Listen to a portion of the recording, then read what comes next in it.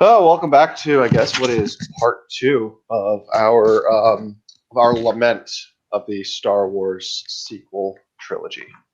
Wait, How are we're you? lamenting? Where's Settlor's Lament? Oh, lambasting, lamenting, whatever. No, but this is I'm politicrat's lament. Um, Jedi's lament. That's me. Jedi's lament.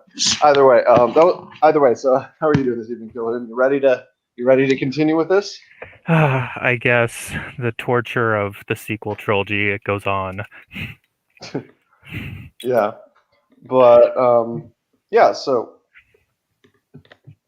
yeah. Last night we ended with us basically deconstructing the Force Awakens and more going over. I mean, sort of point by point, but at least the important points that we didn't really like, and said what we think would have been better, or what we thought would have been better to more or less correct it. You took a more maximalist view, in that you overrode like a lot of things to the point where it's practically a different movie. Whereas the way I went about it was I used the basic framework of the story and stuck within those confines, but changed individual things that were wrong with that story specifically. So that's the sort of the two point of views that we're coming through. So for tonight, we're going to do that. We're going to start with just a brief recap, very briefly, about how what we uh, basically how we would have done The Force Awakens, and then more in-depth views of how what we would do to fix the Last Jedi and the Rise of Skywalker. So that will constitute the first half of the stream. Second half of the stream, then, what we'll do is we'll discuss basically sort of some of the stuff going on at Lucasfilm. A lot of of course, we all know there's kind of like this. There's kind of an internal civil war over at Lucasfilm, but it's basically the fighting. It's a fight over the soul of the franchise. There's a lot of political posturing involved and all that. You're familiar with that for the most part, right, Killhoon? Um, I'd say I know most of it up until about like pretty recently because I kind of dropped off of all that like in the last year. But I do know it's mostly a struggle between Kathleen Williams' camp and like Dave Kathleen, Filoni's camp. Kathleen Kennedy. Um, uh, You said but Kathleen Williams, Kathleen Kennedy. Kathleen Kennedy. Yeah. Yeah, that's how out of the loop I am now. I'm messing up names, but Kennedy and Filoni's camp. Okay. So So that's yeah. So anyway, we should start. Let's start. We're just going to each go like 3 to 5 minutes, recap what we just very like as a summary of what we would have done to fix or change the Force Awakens. You wanna go ahead and start? all right. Well, since I took the maximalist, this is I'm gonna have to condense this all. Essentially, I demoted General Hux. I to a colonel. I made Kylo Ren like one amongst several Knights of Ren that were all Force users. Star Killer base was just turned into a forward operating base. Um, I had the First Order be unprovoked, well, not quite unprovokedly attacked by the Resistance that I was just calling Blackwater the entire time. Blackwater is, well, the Resistance is, instead of more, well, like Blackwater in our own world, like made up of ex-special forces and just all these elite groups hired on to do the Republic's dirty work. And the Republic fleet isn't necessarily destroyed. Just they use Blackwater to provoke a war with the First Order. Hux doesn't give a cringy speech. Instead, he gives a very inspiring speech from a young, bright officer. And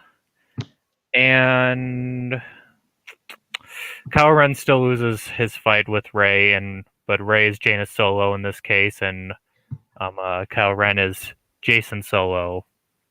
I think that's mostly what I changed. I thought. What about like the plot? I mean, there were some significant aspects of the plot that you changed too. The most significant, I'd say, is Rey is not on Jakku, she's with Han Solo because I just made her Jaina Solo instead. And then Poe and Finn. Finn is more of that wasn't his first battle type of deal. Like he's a more solemn, experienced veteran instead of just this newbie that just got dropped onto the battlefield, which kind of didn't make sense to me in the film. And then Poe is not a spice smuggler. He was also he was hired on to Blackwater because he was a deadly pilot for the New Republic. And then Poe and Finn also aren't separated, so that's a big major plot deviation. And Luke, instead, he never gave up on the Jedi Order. He just retreated to Tython to train his Jedi away from the Knights of Ren, which are kind of like a revived Sith Order. Is that all my plot deviations? I think That was most of them. Yeah, I think that's a good summary of what I changed. Yeah, At least of all the big stuff. Yeah. So for me, I took a more minimalist view. Again, I ended up keeping more or less the same plot or as the Force Awakens. However, the things I did change were I was toying. I mean, it doesn't really either way. It doesn't really matter because I like the idea of changing Kylo Ren's name to Jason Solo, same exact character. But with regards to him, the reveal of his face, number one, and the reveal that he is Han Solo's kid is not until the part where the confrontation between the two.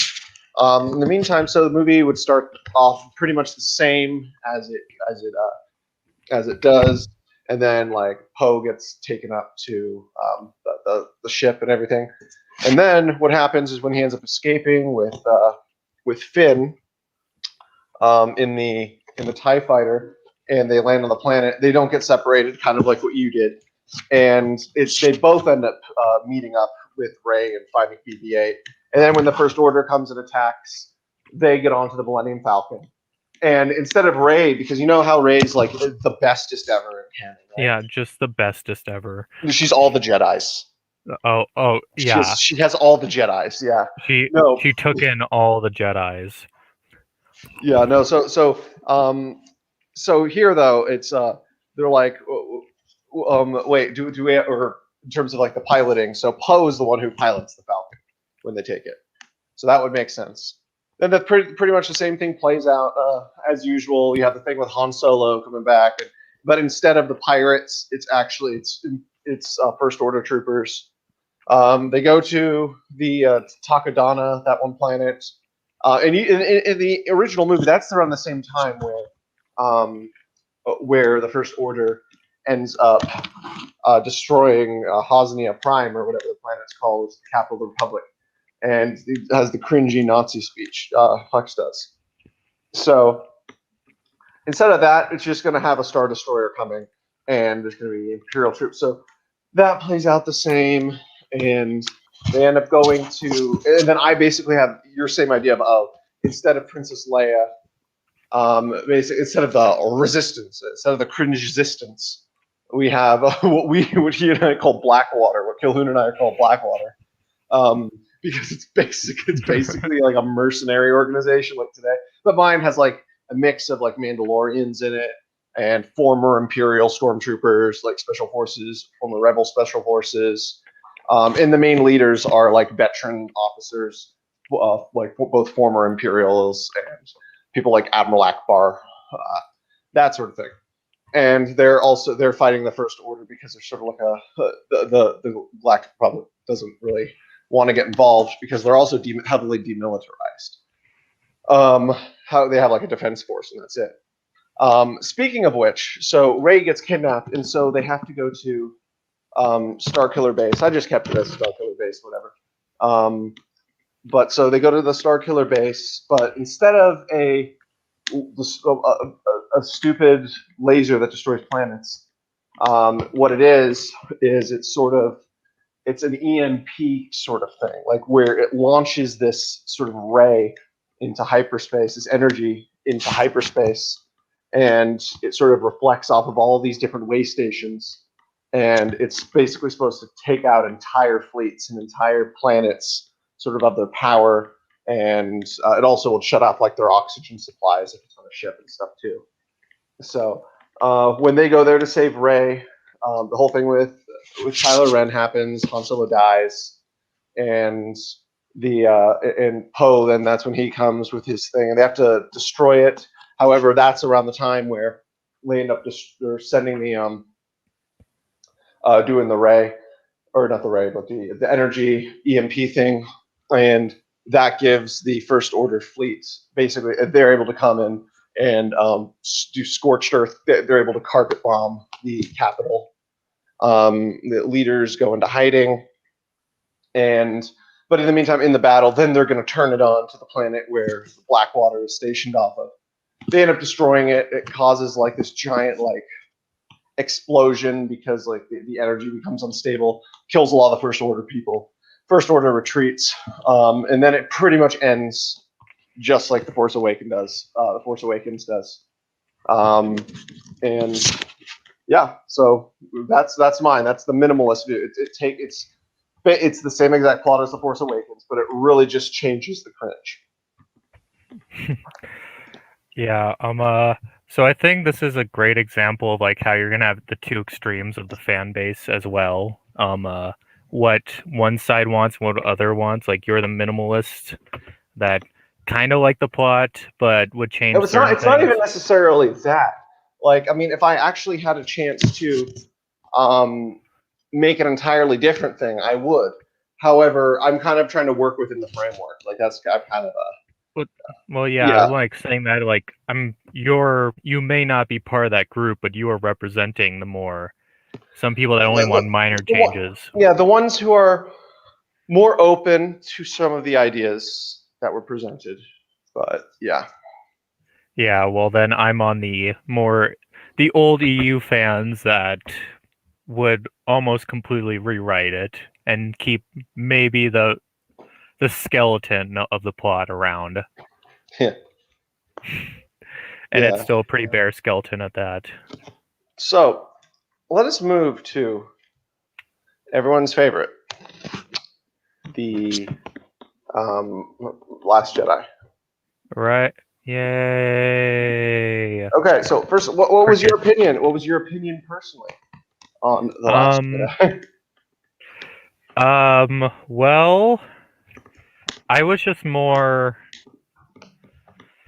confused well, I wasn't confused. I knew what everything was going on, but it just didn't make logical sense from an in-universe perspective to me. Like Luke Skywalker yeeting the lightsaber. Like I can understand like trying to be a little bit like subversive and like change how you approach the plot a way that Star Wars has never done before. But I'm also thinking of Luke Skywalker's character. And like he had so many awful things happen to him in his life too. And it's like, oh, just his nephew betraying him caused him to give up on life. Yeah, I couldn't get that. So I'm gonna try to cut yourself off. I came here to die. I came here to die. As I'm drinking Monster kid milk. Yeah, I don't know why everyone hated that scene. Like, I mean, it didn't faze me. I didn't love it. I didn't hate it. But like, I don't know like why it was that like really turned the people off.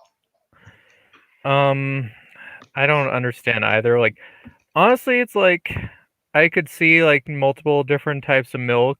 But just the smugness that he had towards Rey that was kind of threw me off, and the fact that he also literally just drowned his X-wing in the water there. That was weird. No, everything was just turning me off, and like how he literally Rey had to get Chewbacca just to make Luke even like talk. Essentially, was and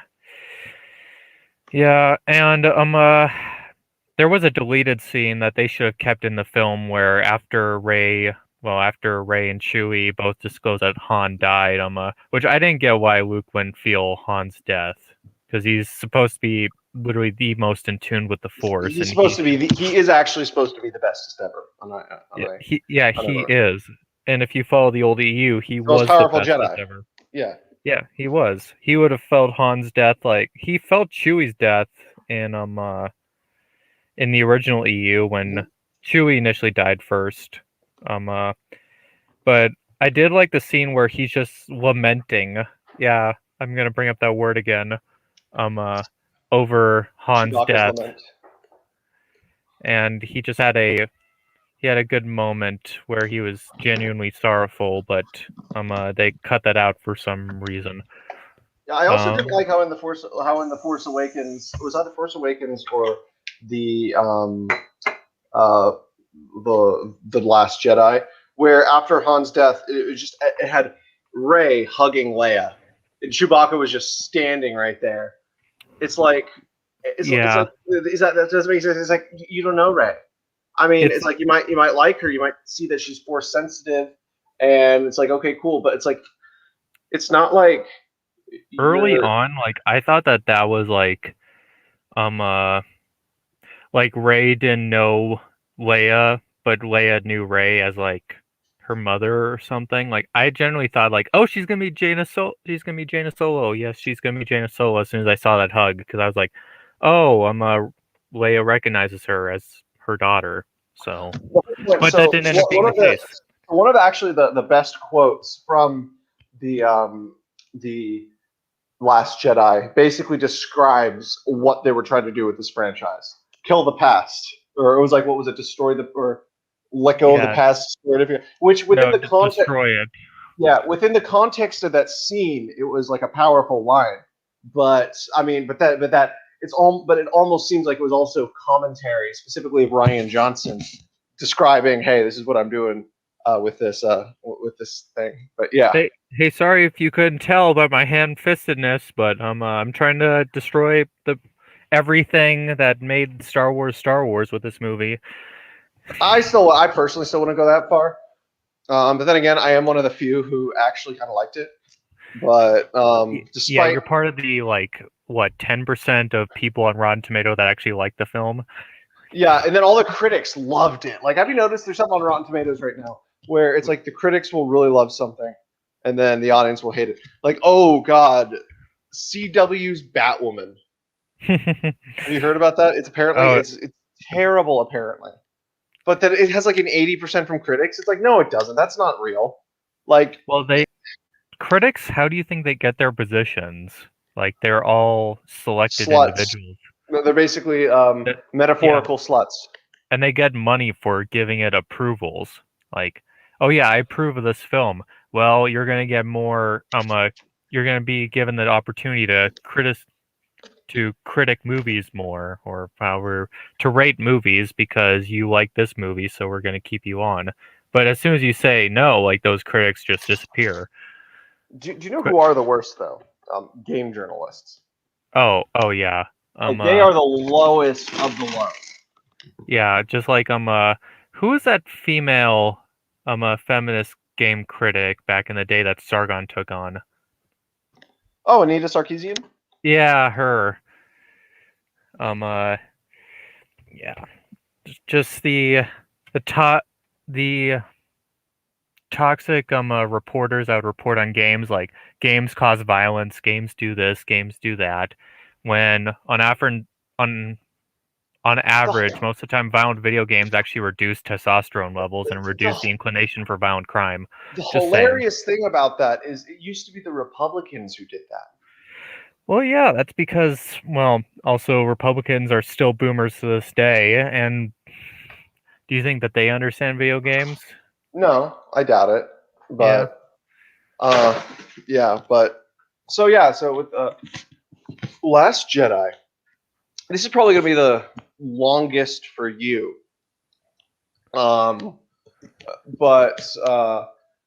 what changes would you make? So basically go through and discuss what the worst issues were how you would fix it, and basically even from like a narrative perspective. I mean, I kind of want to make this also. This is also kind of like a cultural criticism in a Yeah. sense. So it's not just talking about Star Wars. I kind of want to give it a little bit of a sort of a I don't want to say intellectual because this isn't a particularly intellectual conversation, but I guess kind of a topical or niche, so to speak, that kind of has to do with stuff that I generally talk about on my channel. But yeah, Well, a way that I would change it massively would be, they kind of did like what I saw from Ryan Johnson's The Last Jedi was it seemed like that he played Revenge of the Sith. I mean, not Revenge of the Sith.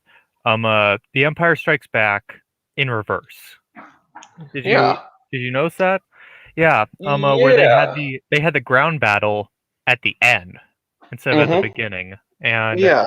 they had the fleet chase at the beginning, and that just I was like, you just reversed Empire, and I mean, it was a good idea, relatively speaking. Uh, That never occurred to me. I mean, I've always seen the similarities to Empire, especially like the scene on crates and everything, and some of the other stuff. However, I've never thought about it like that. And now that you mentioned it, I completely see what you're talking yeah, that's about. Oh, and they like, even have the betrayal thing. They have the really weird guy who betrays them. He's not Lando, but hmm it's the same. Basically, has it's that hitting all the same plot beats. in a sense, and that's I think what it did better also than the Force Awakens.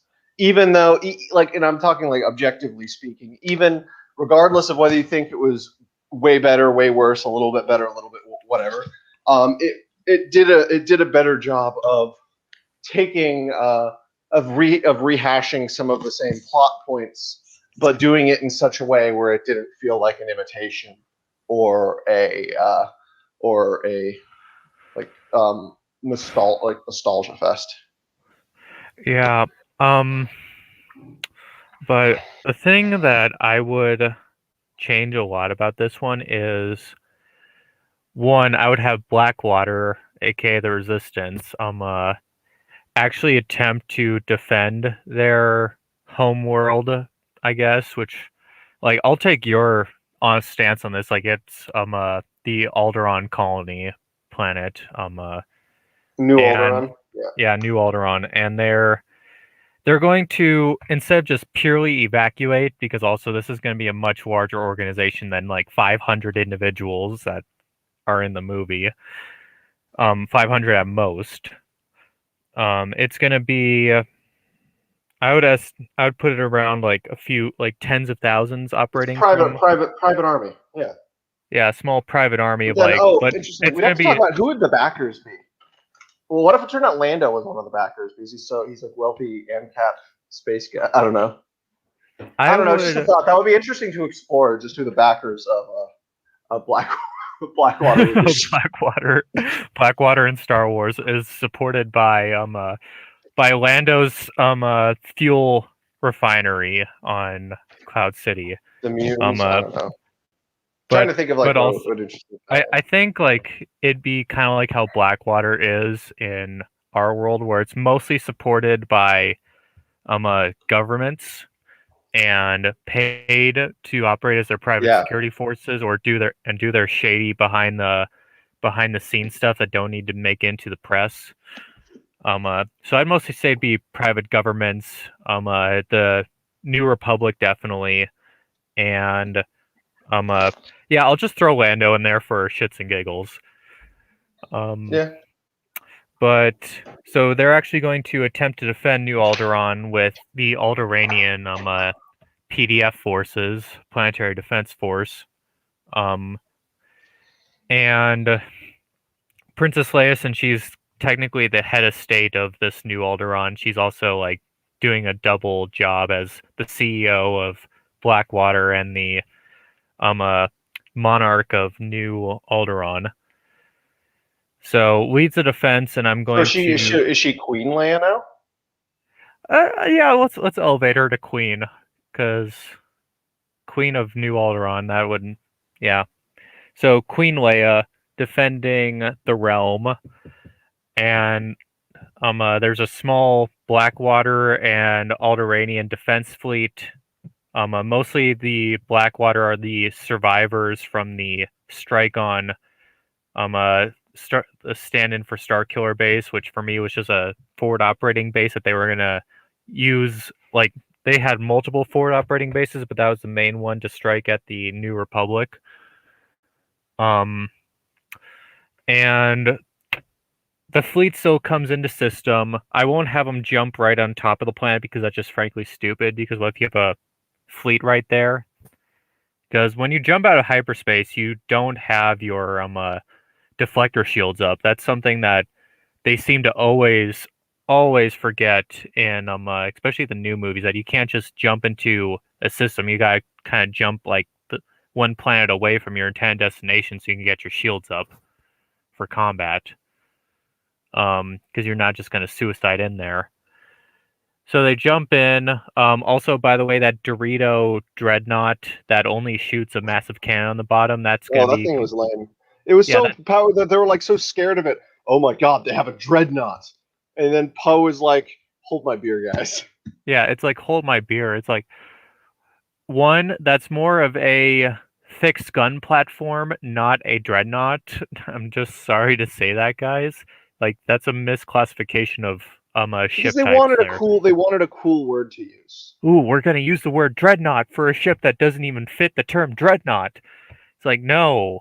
If you a dreadnought, like quick history lesson too, was a class of British warships that was like the newest style battleship back at the time, and everybody just started copying it, and that's why it became known as like the age of the dreadnoughts from like 1900 to 1914, the dreadnought arms race between uh Britain, France, Russia, Germany, and the USA. History over. They were essentially just big battleships. So I'd actually make it a dedicated battleship, instead of just a gun platform. What are those cool ships? Oh god, I forget what they were, but they were in the EU. Sort of. Hold on, keep talking. I'll find a picture. I just forget what they're called. Yeah. So but I'm not gonna have a dreadnought be there because it's not really gonna be needed. Because but it's just gonna be a few of their Star Destroyers, mostly Imperial 2s, but a few of those the new style that Kylo Ren operates from, along with troop transports to invade the planet, which is part of a coordinated operation against the New Republic. Like, this is one of their first targets, and this is several months after the strike on Starkiller Base. I wouldn't make it directly after because that just seems like militarily and logistically that is impossible.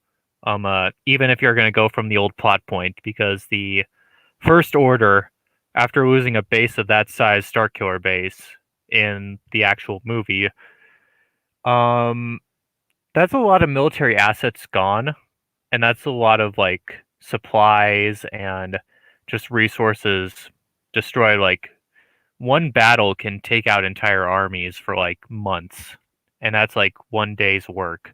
Oh, I So, just want to say real quick. So just found the picture. So this would be the. I should remind those in the audience. The dreadnought is hold on. This one. So that's the dreadnought, aka the Dorito ship, as you call it. But I think it would be cool if they replaced if they, in this case, they would replace the dreadnought with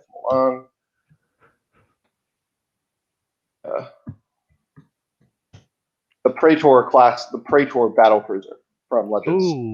yeah, that I've God, it's been a while since I've actually seen one of those, but yeah, that's a damn beautiful Imperial ship.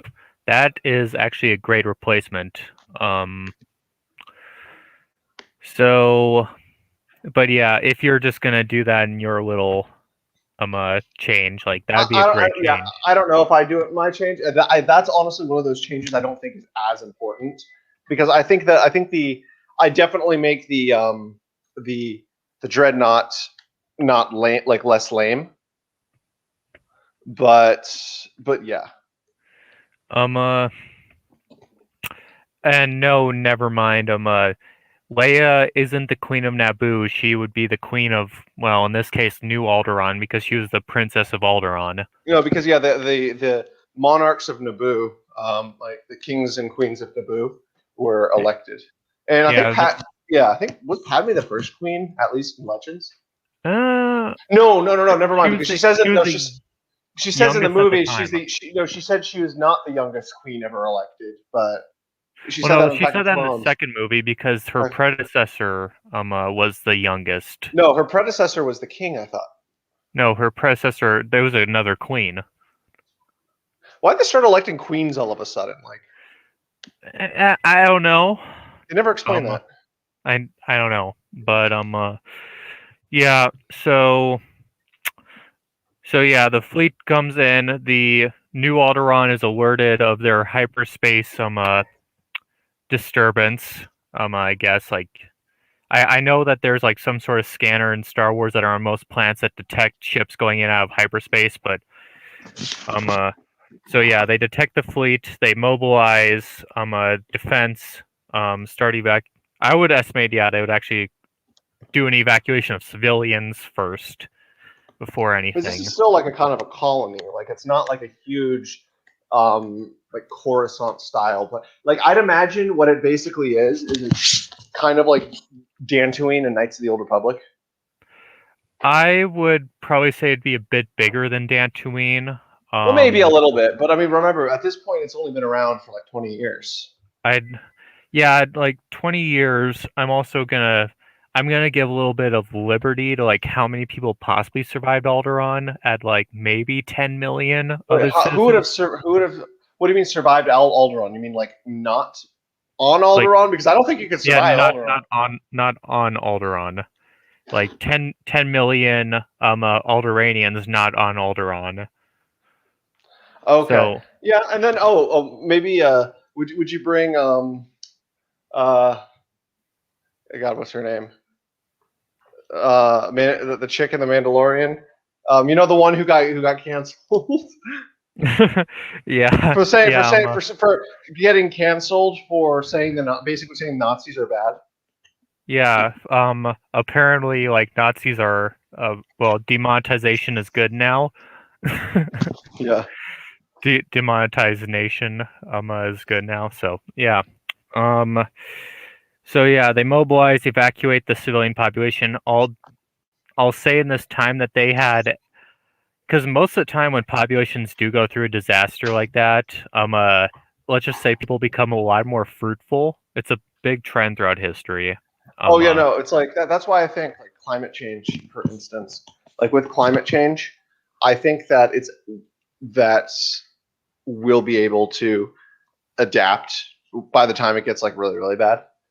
Oh, well, climate change is just a natural phenomena. Like it's been it's a natural phenomenon, but it's still exacerbated by human. So it's a little bit of both. By humans and cows. According to AOC wants to kill all the cows too. Yeah, that was funny. That was funny. Honestly, AOC, just gonna briefly go mention politics for a second. Like her political like beliefs are super cringe, but like she can sometimes be a based Chad. Like I'm not going to lie.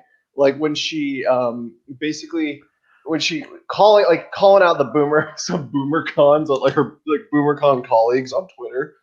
It's actually kind of funny sometimes. And but the reason I quote unquote like her is because she just causes a lot of damage. Well, yeah, she's like Napoleon famously said, "Do not interrupt your enemy when they're making a mistake." So, yeah, you don't interrupt AOC's rambling sometimes because she'll most likely make a mistake. Anyway, continue. I'm sorry. Yeah. So I'm gonna estimate that because of the disaster, I'm gonna say the Alderaanians were very fruitful and had mandated marriage and family programs. So I'm gonna guess the population was Okay. like from You have 10 to like. you have an ideological reason. No, I'm like that's actually what many nations do. Like, pa- Paraguay, I believe. After their war with literally like Chile, well, no, not Chile. Bolivia, Argentina, and Brazil at all the same time. They lost like 2/3 of their male population. They required every male to take multiple wives and to literally be as fruitful as Really? possible. Are you sure? Yeah, that was a legit Multiple policy wives. Wow. yeah, it was legalized polygamy for until the population was stabilized. Yeah, That's bonkers. it was an interesting war. But yeah, it literally killed off 2/3 of their male population. So kind of had to institute that to not have a population crisis down the road of just over too many women. So yeah, and it did stabilize Paraguay's population. Um, uh, but I'm gonna say Patagonia. that yeah, Patagonia, whatever, some South American country that is very insignificant to the world stage. Um, if we have any listeners from there, I'm sorry, but yeah, I'm gonna say that they were fruitful and had about like 3 million additional population in that time frame. So like they're at 13 million. Good job, Alderanians. But they're evacuating, and I'm a Blackwater. Alderon, more like based Duron. Yeah, based around. I'm gonna make it the Chad Absolute Monarchy under Queen Leia. Um, uh, but Queen Leia is leading the valiant defense while the evacuation happens, and First Order. By the way, the First Order is more than stormtroopers in this. They're actually like stormtroopers are just the Marine Corps, and then you're actually gonna have the legitimate army also there. Yeah, and then you had and then your thing also, I remember it was that because there was that inconsistency in the Rise of Skywalker where you had the Allegiant General guy who was like suddenly Hux's superior, yet Hux was basically the head guy in the previous two movies, and it was inconsistent. So didn't you do the thing where you said, okay, so the guy from the Rise of Skywalker is actually the head of the military, and what Hux is he's the colonel he's a colonel, and he's And he's teamed up with attached to he's Kylo attached Ren, to Kylo Ren as and the then military attaché. and then Phasma was also there's they you said they sort of have this like their unit their unit is like a triumvirate type thing. Yeah, because Phasma is also the head of like Kylo's detachment of Stas Troopin. Also, Phasma does not have chrome armor in this either. I'm just getting rid of that now Maybe on. just have it. It's just her, and just like she doesn't wear. But through most of the movie, she doesn't wear a helmet unless when she's in combat. And maybe like so we can actually like see the actress perform. Also on the battlefield, yeah, she's not wearing chrome plate. I'm sorry to tell you that. They just know because I feel like in the sequel they just did things because they look cool. That's Yeah, literally all it was. It's just this looks cool. Let's do that. I mean, in the army itself, like people do, like you're allowed to augment your uniform as to varying levels, but there's like certain things you can't add. Are you saying you can't be? Are you saying you can't be a chrome soldier? Yeah, that really works to camouflage you in. Chrome really is camouflageable, don't you know?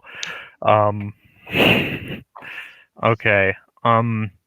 Whatever. I'm leaving Phasma ambiguous, but she leads the landing force of Stas Troopin onto the planet's surface. And engages the Blackwater defenders. I thought you were about to say Black Lives Matter for a second. They engage Black Lives Matter on Alderaan. Hey, I'm Lando. I'm the head of Black Lives Matter.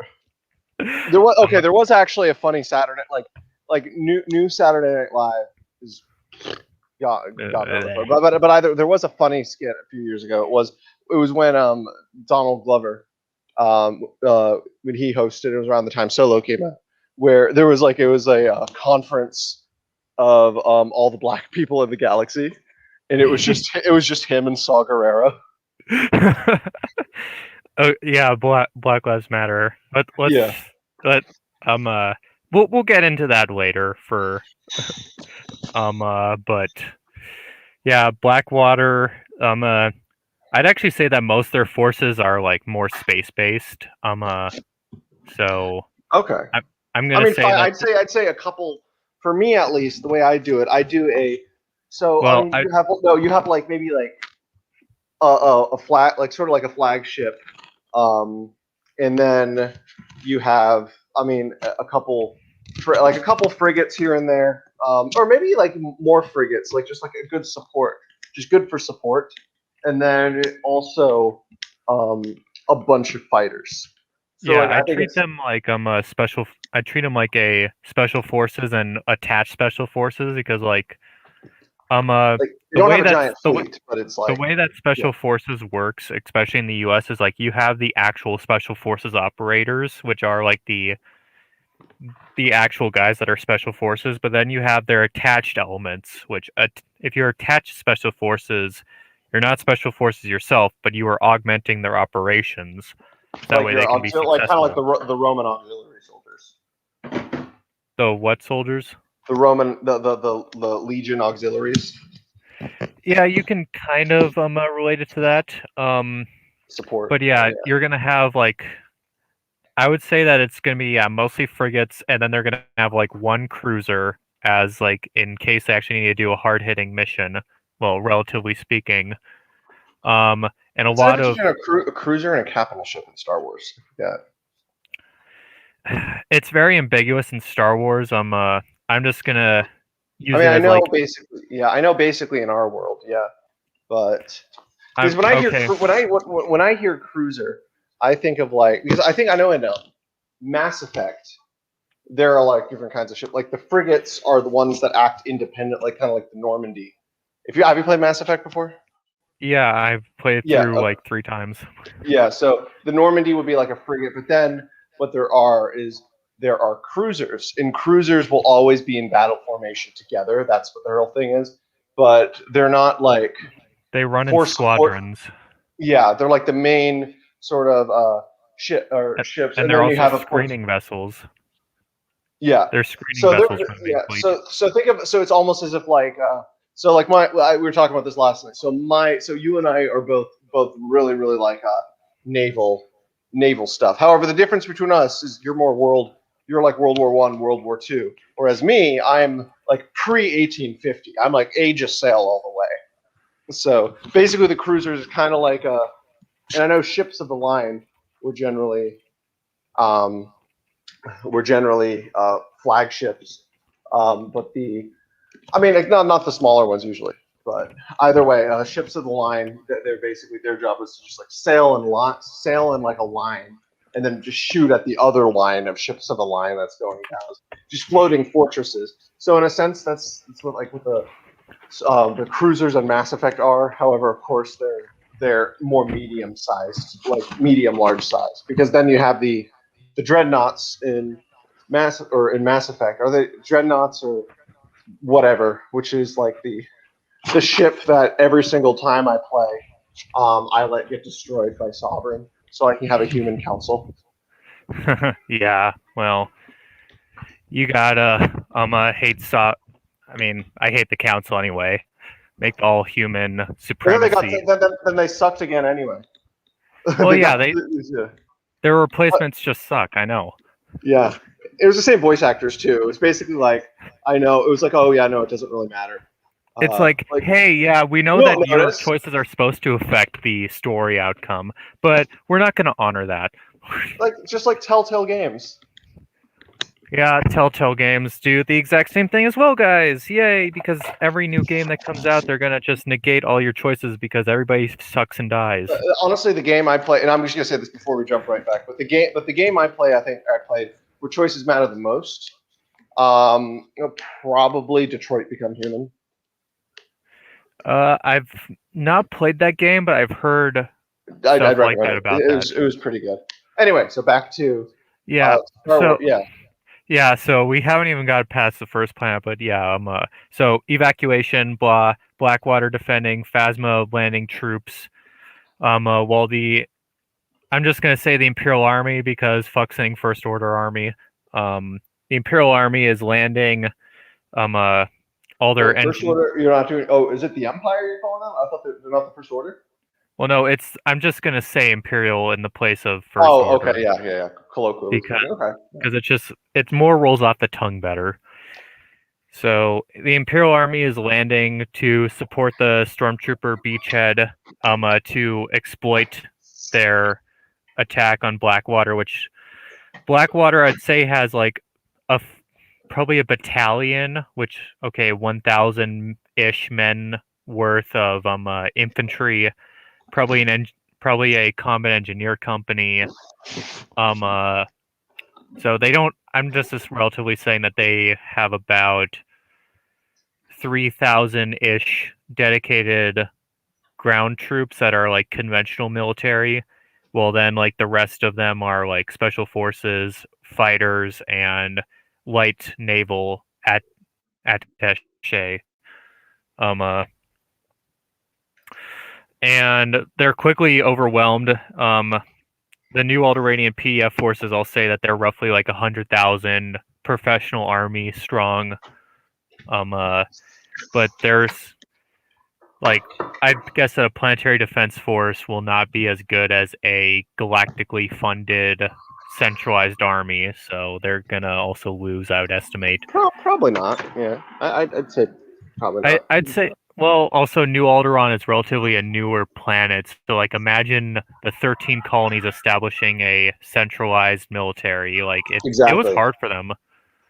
So Yeah, no, that's it why really was. And then also they had these like enlistment contracts, and then people were just like, basically they almost lost the entire army like around the time of Valley Forge. Where people were like, yeah, no, we're leaving our enlistment's over. Like, but yeah, yeah, so I'd just say it's roughly 100,000 strong. Like they don't have like much like tanks or anything relatively to say. They're mostly a light infantry force. Light infantry essentially means that they're dismounted infantry. Just for terminology sakes. so not dragoons. Okay. I'm speaking. That's going That's way back. Napoleonic. No, that's my era. Yeah. I know that's going way back. I'm using modern terminology. Like light infantry is dismounted infantry, essentially infantry that doesn't use like APCs or any sort of vehicle of transport. Okay. Not saying Alderaan wouldn't have at least some of those. I'm just saying that they probably couldn't afford a whole lot of them. It's all funding thing. So yeah, they give a valiant last stand like in Empire Strikes Back, but it's like all across the planet instead of just on one base. I'd probably say the First Order dedicates about like So you're for Total 300,000. War in your version. Yeah, What's your for? it's Der Totale Krieg. I I like the grant. Like the thing I hate about Star Wars is they only have like one battle on a planet, and they say, "Oh, it just took the planet." It's like, what? Do No, you and realize how at big a least planet is? the Old Republic actually does a decent job Well, yeah, of the Old Republic does, but because it's like, well, first of all, even for mechanics reasons, it always has the planning on the planet for like the sake of yeah. for But the either sake of way, storytelling. even though they mention like how long the Battle of Corellia went, or how long the Battle of Ilium went, or Yeah, I and still don't like. I need to say it one more time. I don't like that they made Ilium Starkiller base. yeah, that's just a no go in my books too. Um, uh, They're gonna but regret it. They're gonna regret it. I feel. oh yeah, they definitely will, or they're just gonna retcon it eventually because they have to. We'll Um, find a way. I mean, where there's a will, there's a way. But the thing, like, that I've always like not liked about Star Wars, like this even goes back to the old EU, is like you have one battle over like the planet's capital, and next thing you know, you control the planets. Like that does not. I've And studied. that's like how it is in Battlefront 2. You do like if you do Galactic Conquest, you do the Yeah, one battle in Theed City. Congratulations, you've taken the planet. I always imagine it as like you're just one force in many whenever I play Galactic Conquest, not just this is the one battle on this one That's planet. fair. My main problem was also that the planets, like, yeah, it's really cool if you have like a city planet and a lava planet and a forest planet and a water planet, but that's not really how planets work. Planets have multiple biomes, The at the least lava habitable is ones. the lava is believable though, Even and the like water the planet, even the water planet is also believable. But the thing is, you wouldn't have like an entire like forest planet that was just, or you wouldn't have like, I mean, the city planet's also kind of believable, at least in the context of just like just of that. it, But just a different specific, but like basically just making one biome an entire planet is it's. And I know I don't think they were really thinking when they did it. They just kind of wanted to do something cool. But it's definitely, yeah, not. It wasn't thought out very well. it's not one of their greater moments. Let's just say. Yeah, Um, uh, I mean, it definitely makes the planet stand out, though. I will give them that, and it more does iconic in a sense, like like Tatooine, say, Tatooine, well, which yeah, also is Tatooine. just also fairly believable. Yeah, because Mars exists, for instance. Yeah, Um, uh, but Endor is not believable. For instance, the yeah, Forest Moon, no, yeah, the Forest Moon. Yeah, that's or not Dagobah, believable. Dagobah, the entire planet's a swamp. Like that's also not believable. Yeah. So carrying on. They evacuate. The Blackwater evacuates. The rest of their military forces onto their ship, onto the cruiser. Said cruiser departs the system. I'm gonna just say it was the same ship that was in that movie, just for simplicity's sake. Um, uh, they jump into hyperspace because, well, they have a Bering invasion fleet coming down upon them, and they don't have many vessels, so they retreat to fight another day. Or tactic. Did you know in the military it's actually referred to as a tactical withdrawal, not a Yeah, retreat? yeah, Yeah. Um. Uh. So they withdraw. but also, I think what we should probably do so we don't like Run so over the we get so time. yeah so we don't and we try to get everything done. Maybe instead of doing the blow by blow, we just like focus on the important parts, like what fundamental parts about the plot that we would change. Yeah. Like maybe That. 5 important parts, Yeah. most So important. I don't know. I'm just gonna go to the fleet now. When they jump outside of a system where they're going to temporary withdrawal to a former rebel base. Like I'm gonna keep that plot point the same. Um. And the First Order will still have their tracking device because actually, like tracking in Star Wars, like through hyperspace, has actually been a thing for like more than that Yeah, film. that was like that was what I thought was one of the dumb parts. Like they can track us through hyperspace. They They can track us. can. How They do they do that? can. What? How is this possible? It's like Yeah, no. It's always been a thing, and they're just making it way too big of a deal. So yeah, they jump to this one system. They're followed. I'm not going to say it's the same First Order fleet. I'm going to say that First Order fleet arrives later. I'm going to say that the instead of the giant flying capital, I guess they're going to send in the Eclipse from Star Wars Legends because it's also referenced in canon. As we were talking about this last night too. yeah, How the eclipse was made canon. So I'm going to have that be sent at the spearhead of a dedicated assault fleet, with a few Star Destroyer squadrons to destroy the Blackwater and Alderaanian fleet, before they can permanently set up on any new system. Um, uh, so the eclipse jumps in and they engage them. I would say that the Blackwater isn't necessarily. They're shocked, but they're not necessarily like taken. Like they don't think it's unbelievable that they were tracked. because that technology did exist. So they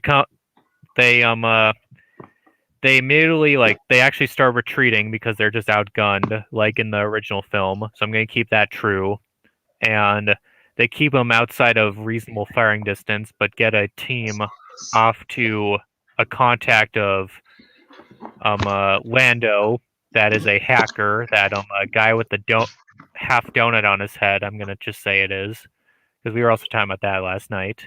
Mm-hmm.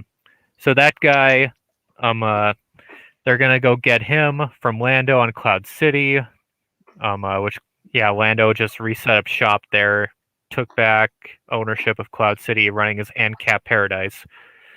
The contact Lando, blah blah, get the guy. Cloud City is also attacked by the First Order, because they tracked that ship departing the battle, which I'm gonna say it's like a simple The Ebon Hawk, probably. I don't know.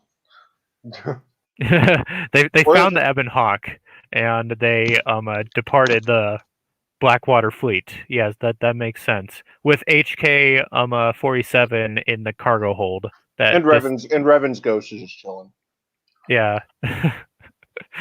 Perfect plot point, guys. We're totally not KOTOR fans here.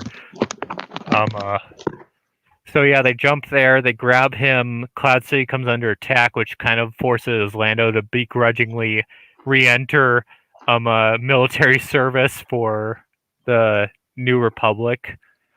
Begrudgingly. Also, the New Republic is still alive, guys. They're still fighting on multiple fronts. It's also going to be mentioned offhand. Like, I would have them mention offhand, like, campaigns in various systems. Also Hux, because of his more because they lost like a general on. I forgot to mention this in the last one, but they probably lost their commanding. I'm going to say they lost their commanding officer to a Blackwater Special Forces maybe team. Ray Sloan or something. If you want to bring that. I don't know. I'm just gonna do a nameless general died, and Colonel Hux was promoted to take his place because he was the next ranking experienced officer, I guess. That's gonna be my explanation of why he's now a general. And he's taking up a more higher role in First Order command and politics on the military council. And that's why he's actually going to be more closer to the Legion General, which he's also going to be introduced as, I'd say in a hollow meeting, at that battle on the first planet. Okay. So, yes, I'll say that Leia's not going to go into her coma in this. So, no Leia Poppins? Yeah, no Leia Poppins. I'm sorry, guys. Because one, the way that Kylo Ren shot that bridge, actually what his TIE fighters did, his TIE fighter escorts, they would still have their shields up on the front, and two bombs would easily be dispersed by the shields. The thing is, Rian Johnson, I think, in terms of telling a story, I think the main problem with Rian Johnson on this thing, it wasn't that he can't tell a good story or direct a film. I think he is a pretty good director. Like a film, it came out about a year and a half, 2 years ago. It was sort of like a tribute to like Agatha Christie, but Knives Out. That was a really good movie. Oh yeah, no, I didn't watch it. It was pretty good. No, it was fun. Like basically, Captain America, who was like this kind of trust fund baby who wanted to inherit, but basically this family, they were all terrible people, and then the boy, like the grandson of the guy who's killed as a groiper, but either way, it was a good movie, and it was like the first Rian Johnson movie I'd seen since the Rise of Skywalker. I was like, wow, no, this guy can make a good movie, especially a good homage to just classic mystery, not like all this convoluted stuff mystery stuff we have today, but like actual classic whodunits. So he's proven himself on multiple occasions to be a fine director. I just don't think he understood Star Wars. Yeah, you could see that the lacking of understanding in this entire film of how like all the physics works, how the force works, That's not how how the Force works. that's not how the force works. Han Solo, thank you for that line. We use it all the time here. Yes, Yeah, I'm not I gonna use it do the on. I use it. I use it sometimes on my other live streams too. yeah, I'm not gonna. No Mary Poppins. Also Admiral Holdo. Instead she's gonna be Captain Holdo, and she's gonna be in charge of the cruiser because one, Blackwater probably doesn't need many admirals. Just saying. Like I'm gonna say Admiral Akbar is the main naval officer in this case. He's probably gonna be the vice admiral of Blackwater. So actually, so in this instance, what would have gotten Admiral Akbar to leave some sort of public service, either on Mon Cala, where I know at one point he was like an official, and he was like the king's bodyguard, and he showed that in the Clone Wars, but which was I think one of the worst arcs personally in the Clone Wars, but I like that Akbar was there. It But was better otherwise, in the 2003 Clone Wars animation. Just saying because it was short and sweet. wait, what? You thought it was? In the 2003 Clone Wars, they did Oh, the they did the same thing? yeah they did except for it was just Kit Fisto and it was very short and Oh, sweet. okay, that makes sense. But yeah, no. So, but yeah, Admiral Akbar, because I know in Legends, he ended up out. He retired, but then he became not. He didn't become Supreme Chancellor, but he was like basically was he like their Secretary of State basically, or uh, he was something. He was high up. But yeah. I'm gonna say that since the New Republic chose to do a non-aggression policy against the Imperial Remnant forces in this universe, that he decided just to take up a contract with Blackwater. Um, uh, yeah, he's a contractor for Blackwater. Um, uh, and is their naval leader because they wanted an experienced Oh, naval officer. he was Supreme Commander, so he was Commander in Chief of the military in Yeah, Legends. yeah. I'm just gonna say that he just had a good contract with Blackwater because he still wanted revenge against the Imperial remnants, but couldn't get that directly through the Republic Navy. Maybe he's a conspiracy theorist and he thinks the reason. He just thinks everything's a trap. Yeah, everything's a trap. my contract I signed with Blackwater is a trap. Even traps, even traps themselves. He doesn't like traps, which is anyway. Okay, go on. Are traps gay? No, and then there's a crossover Scooby Doo episode where he's that there's a oh my god, too many traps. too many traps, too many traps. Okay, continue. So yeah, Akbar is the admiral there. CEO slash queen, Leia.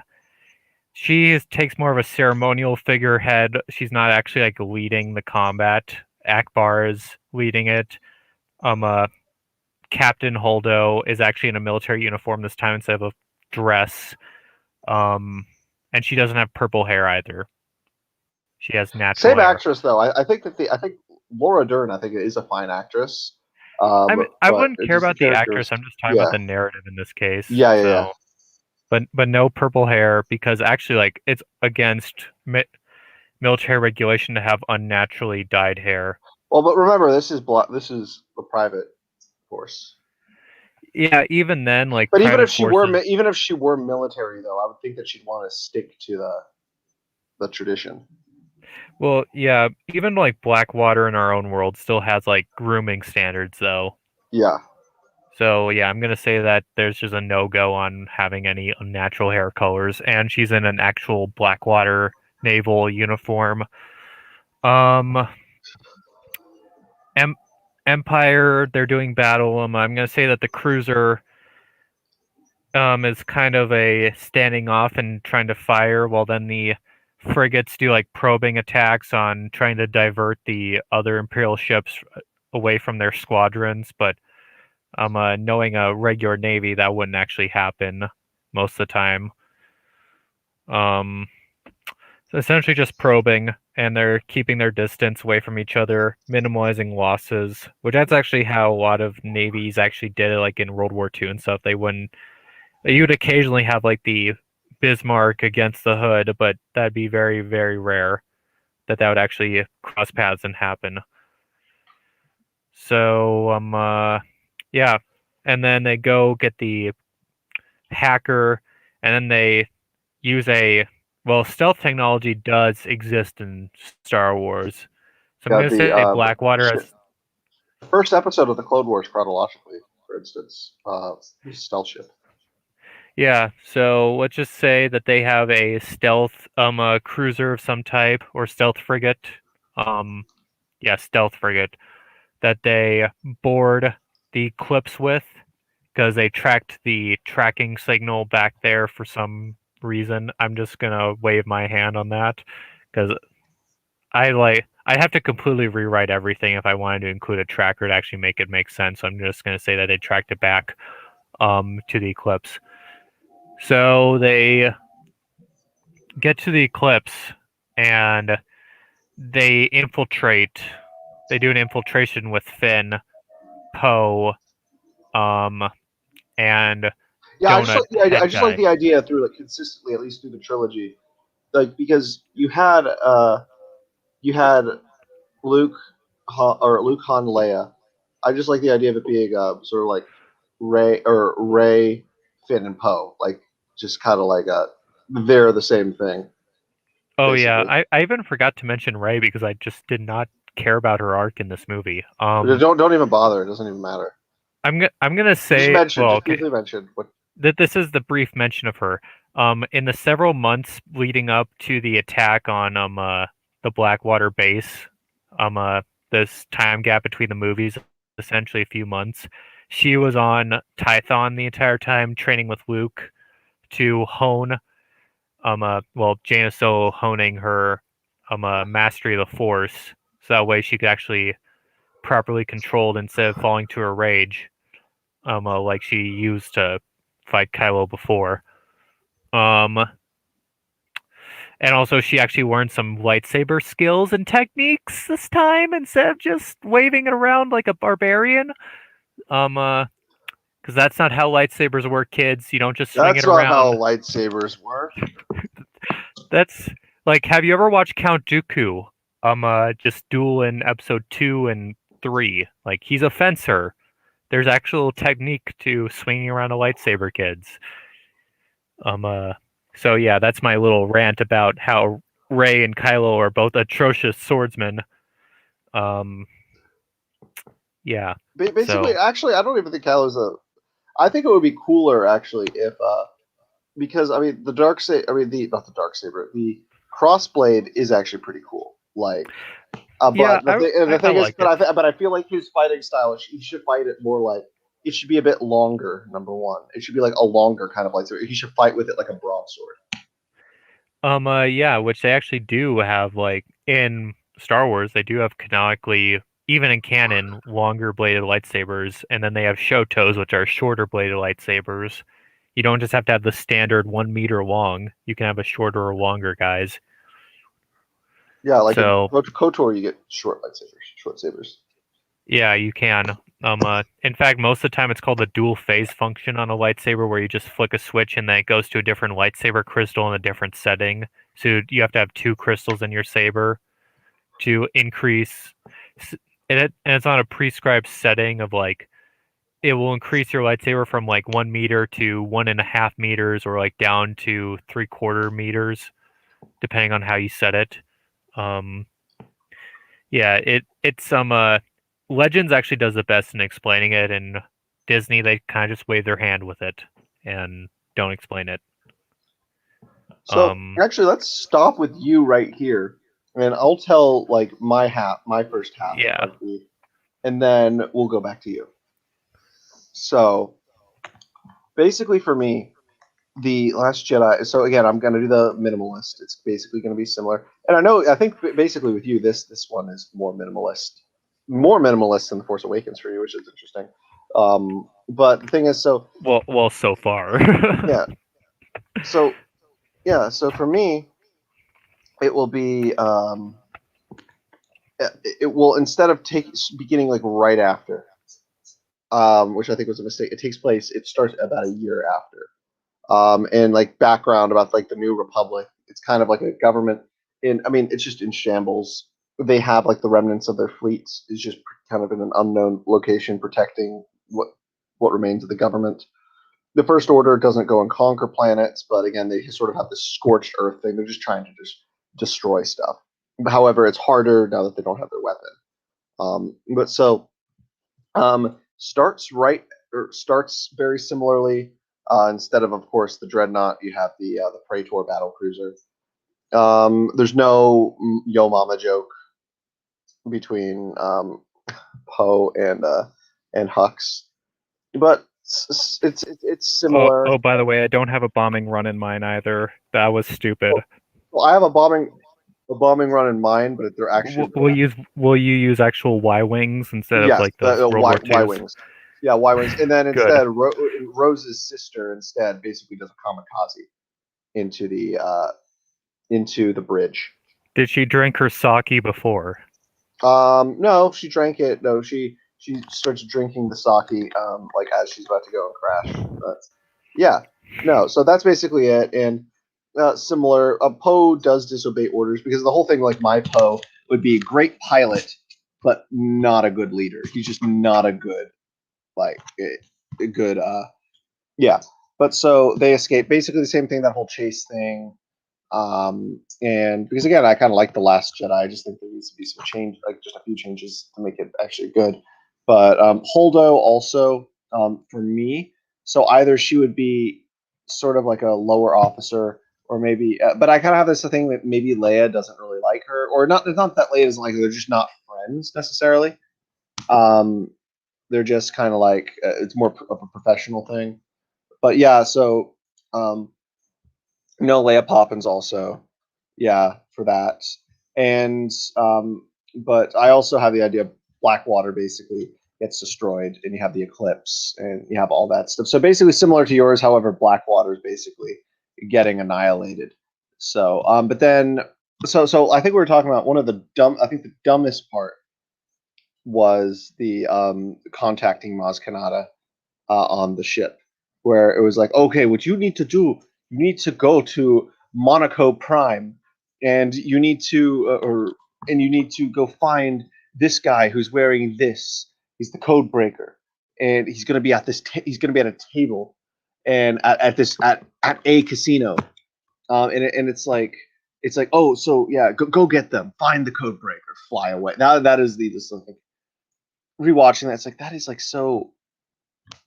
Yeah, but yeah, no. So instead, it's so I don't care what planet they go to. They could either go back to they could go to that casino planet. They could go to Cloud City, whatever.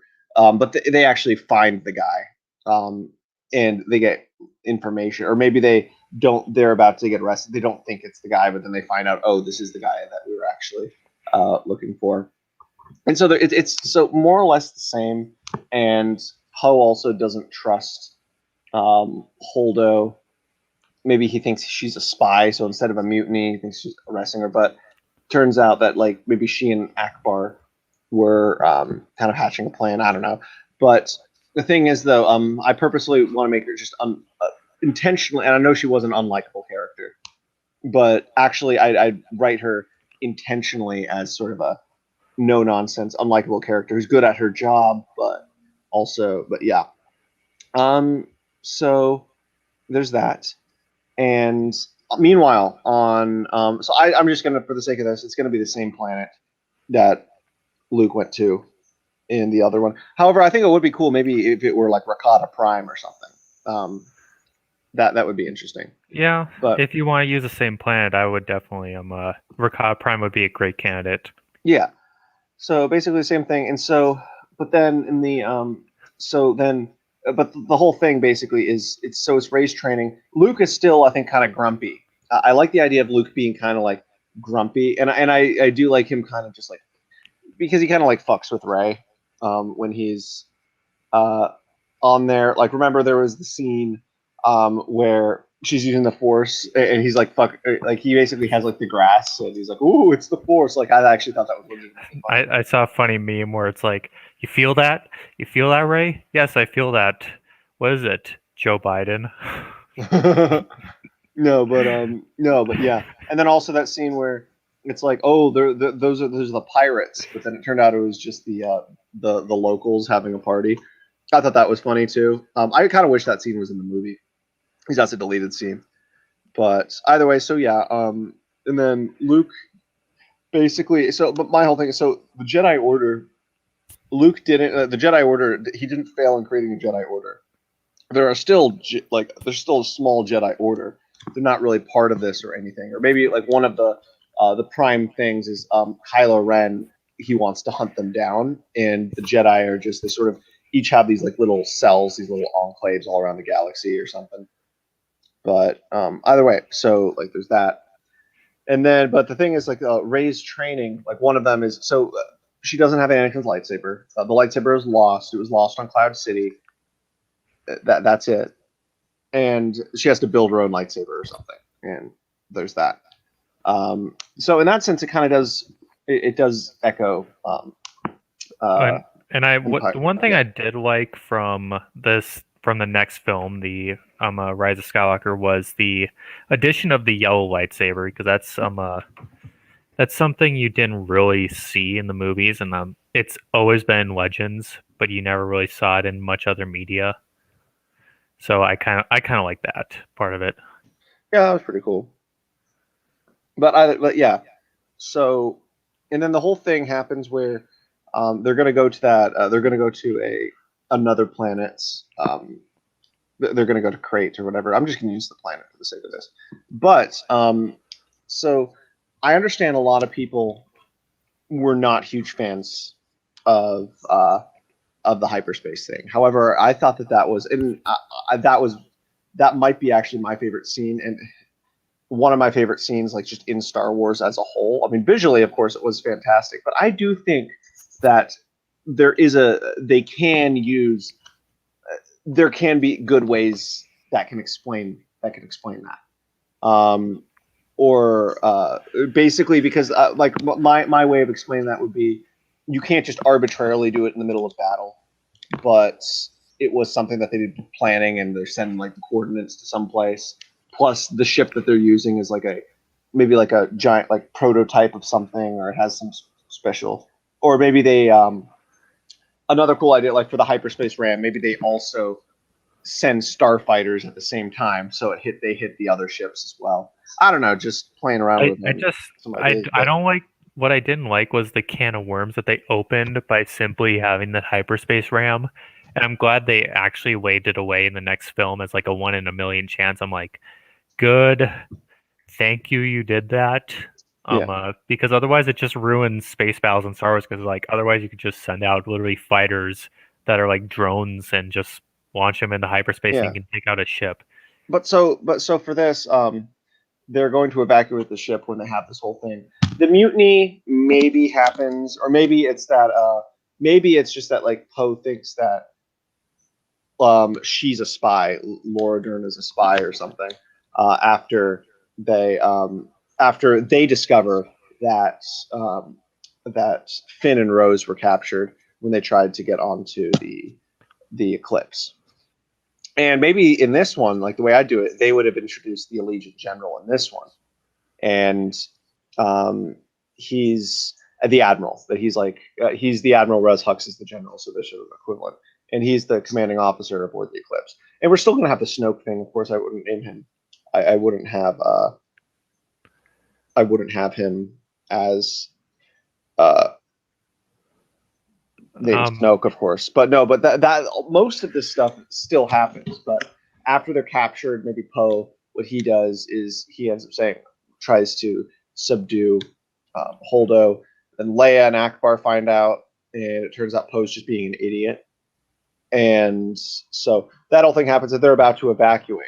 But then instead, this is what happens. So we're gonna watch a little clip. You and I saw this clip. because we watched the sort of fan recut. The recut. No, the recut. We're not going to tell everyone what happens because I think it's. And Evan, I don't know if Evan's still watching, but he sort of, but he mentioned something similar to this. He mentioned Leia being the one to do it. So this is a little similar. But yeah, anyway. I wouldn't have Leia do it. I think this is better.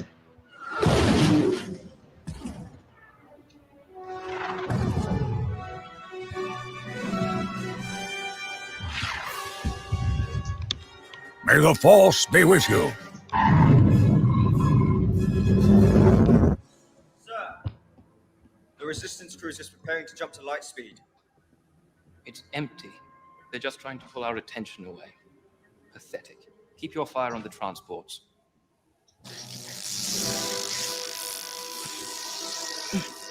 On my command.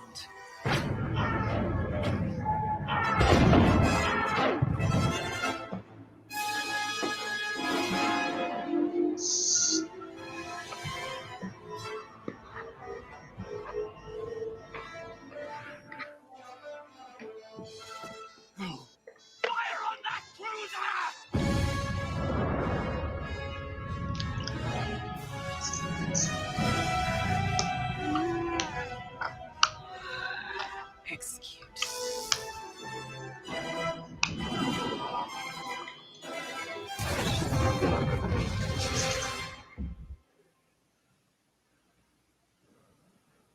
It's just more satisfying to see it as Akbar. Yeah, it is.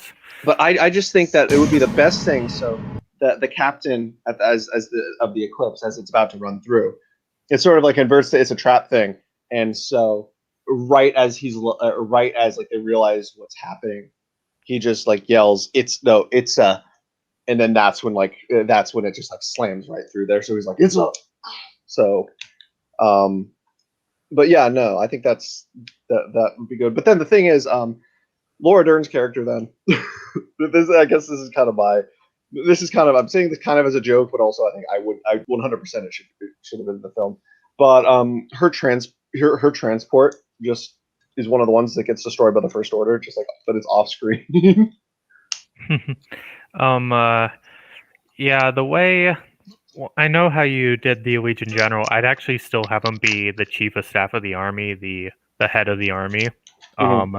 I would have him mentioned off screen of like when the First Order engages the Blackwater fleet in this new system, that they detect other planets that appear to be like military installations. So they contact the Legion General to get army forces to secure these various installations before the rebels can set up on them. And that's where he's introduced. You mean Blackwater? Yeah, Blackwater. Before Blackwater and Alderanians can retreat there, and the Legion General I'm going to say that his forces are pretty strained at this point because it's the First Order against the New Republic. So I'm going to say that they're actually having a tough time. But he does dispatch a division to at least secure some of the facilities. And that's where he's going to be introduced. And then later on in the film, he's actually going to come in person. Also, with Captain Holdo in this place, I'm actually going to keep Poe's intuition will be right, although Poe is actually doing the espionage mission. It's actually going to be Akbar that's detecting treasonous thoughts from her. It's a good idea. I was actually thinking of maybe doing that. I didn't, but yeah. Let's go that you bring that up.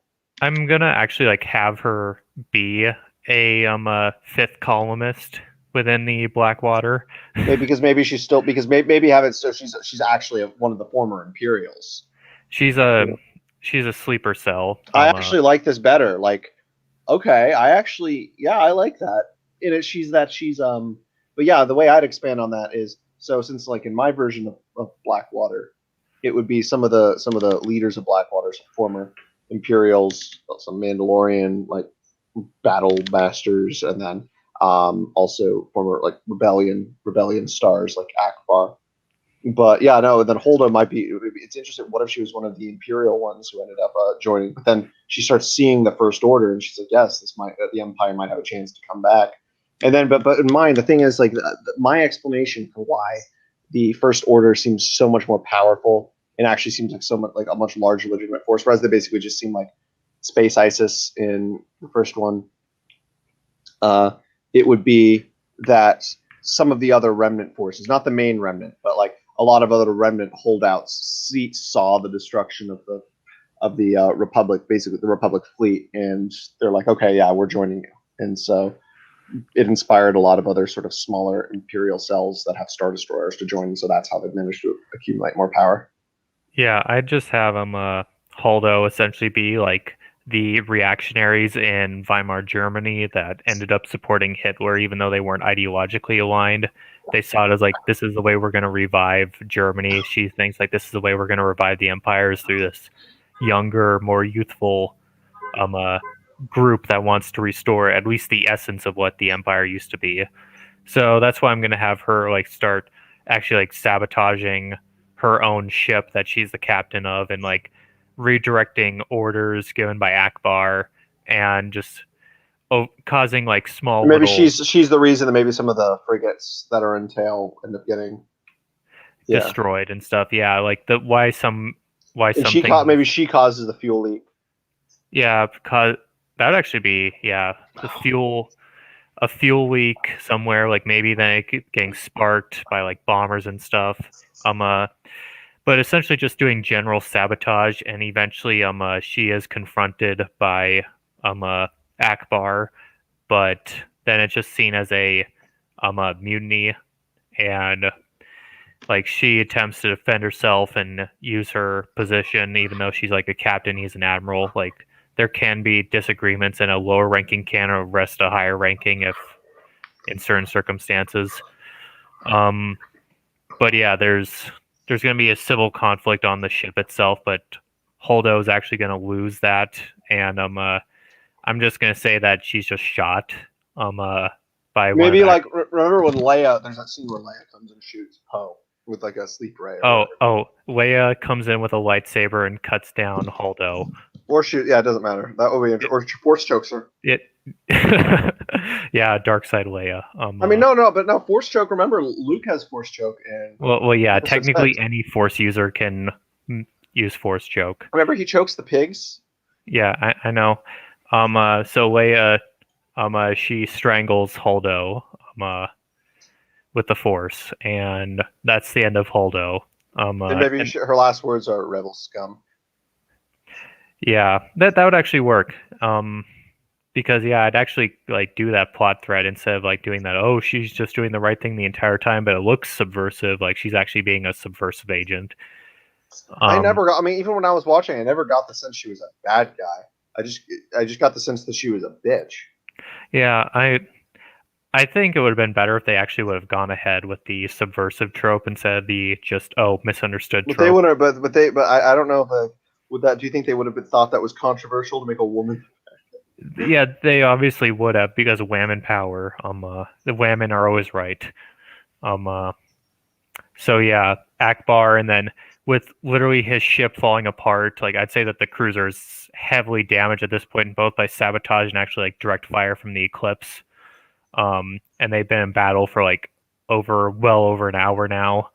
They've lost several frigates and stuff, and he just orders a general evacuation of all the ground forces that are still within the cruisers and the frigates to the planet installations.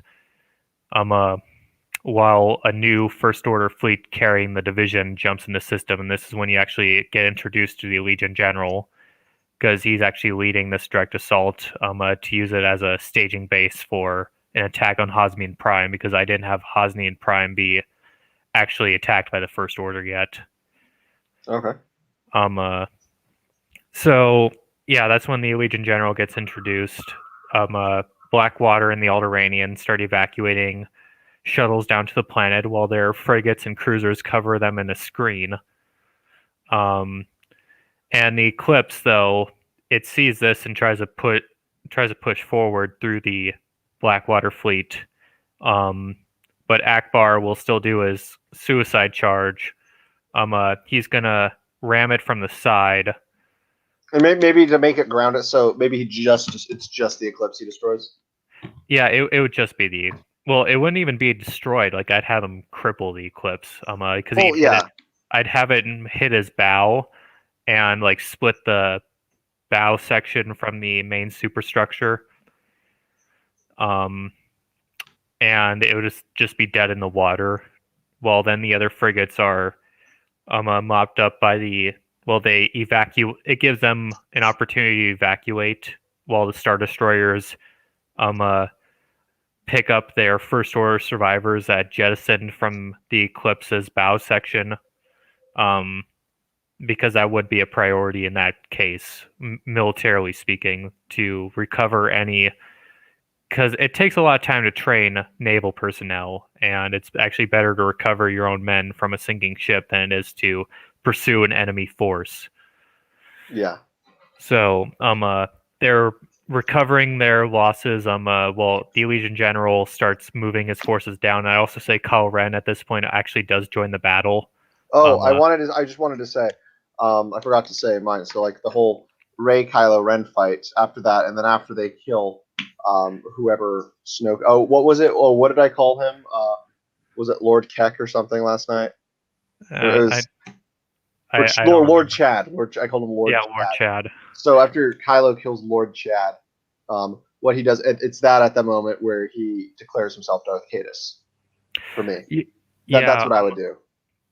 Yeah, I would have Kylo. He would join the Adjutant General. I mean, not the Adjutant, the Allegiant General. In the offensive against, because his mother's on the planet, and he wishes to take his mother alive. I'm not going to say that he's like this one that wants to kill her or anything. Like, yeah. So I think the main difference between us is, your Kylo is still just like a regular Knights of Ren guy. Mine, he becomes the Supreme Leader. Well, I'm going to say that Kylo also does make himself Darth Caedus, because he does want to revive the Sith. Yeah, I think that's his long term. He doesn't care as much about the First Order. Yeah, he ultimately wants a return of the Sith. So he's gonna kill. I'm gonna just call him Darth Plagueis. Plagueis. He doesn't use the title Darth because the thing about that is, like, you did see the reactions of like the Legion General, the military council, in the next film. When they heard the term Sith, they were like, "Oh, this is some ancient religious cult." So I don't think that they were quite open to the religion aspect. I mean, remember Palpatine? But I mean, the thing is, Palpatine never revealed that he was a Sith. To his inner circle, you know, like these creepy ministers who hung out. His creepy, you know, all the creepy ministers, they hung out on the Death Star with him. Yeah, he was revealed to them, but he wasn't revealed to most of his military staff. True. Like, not Tarkin even didn't know. Yeah, not even Tarkin, and he was like on the inner circle. Thrawn knew, but not because he was told, but because he figured it out. Yeah, Thrawn was just smart. Yeah. We'll leave it at that. But yeah, so like Plagueis doesn't use the title Darth officially. But maybe he just calls himself Higo Damask. Maybe not even. Yeah, Higo Damask. And then that would also throw off normie fans who wouldn't get the connection. Yeah, so Higo Damask. Kylo will kill him at the end of the movie. I will not have him kill him midway through the movie. It was like 2/3.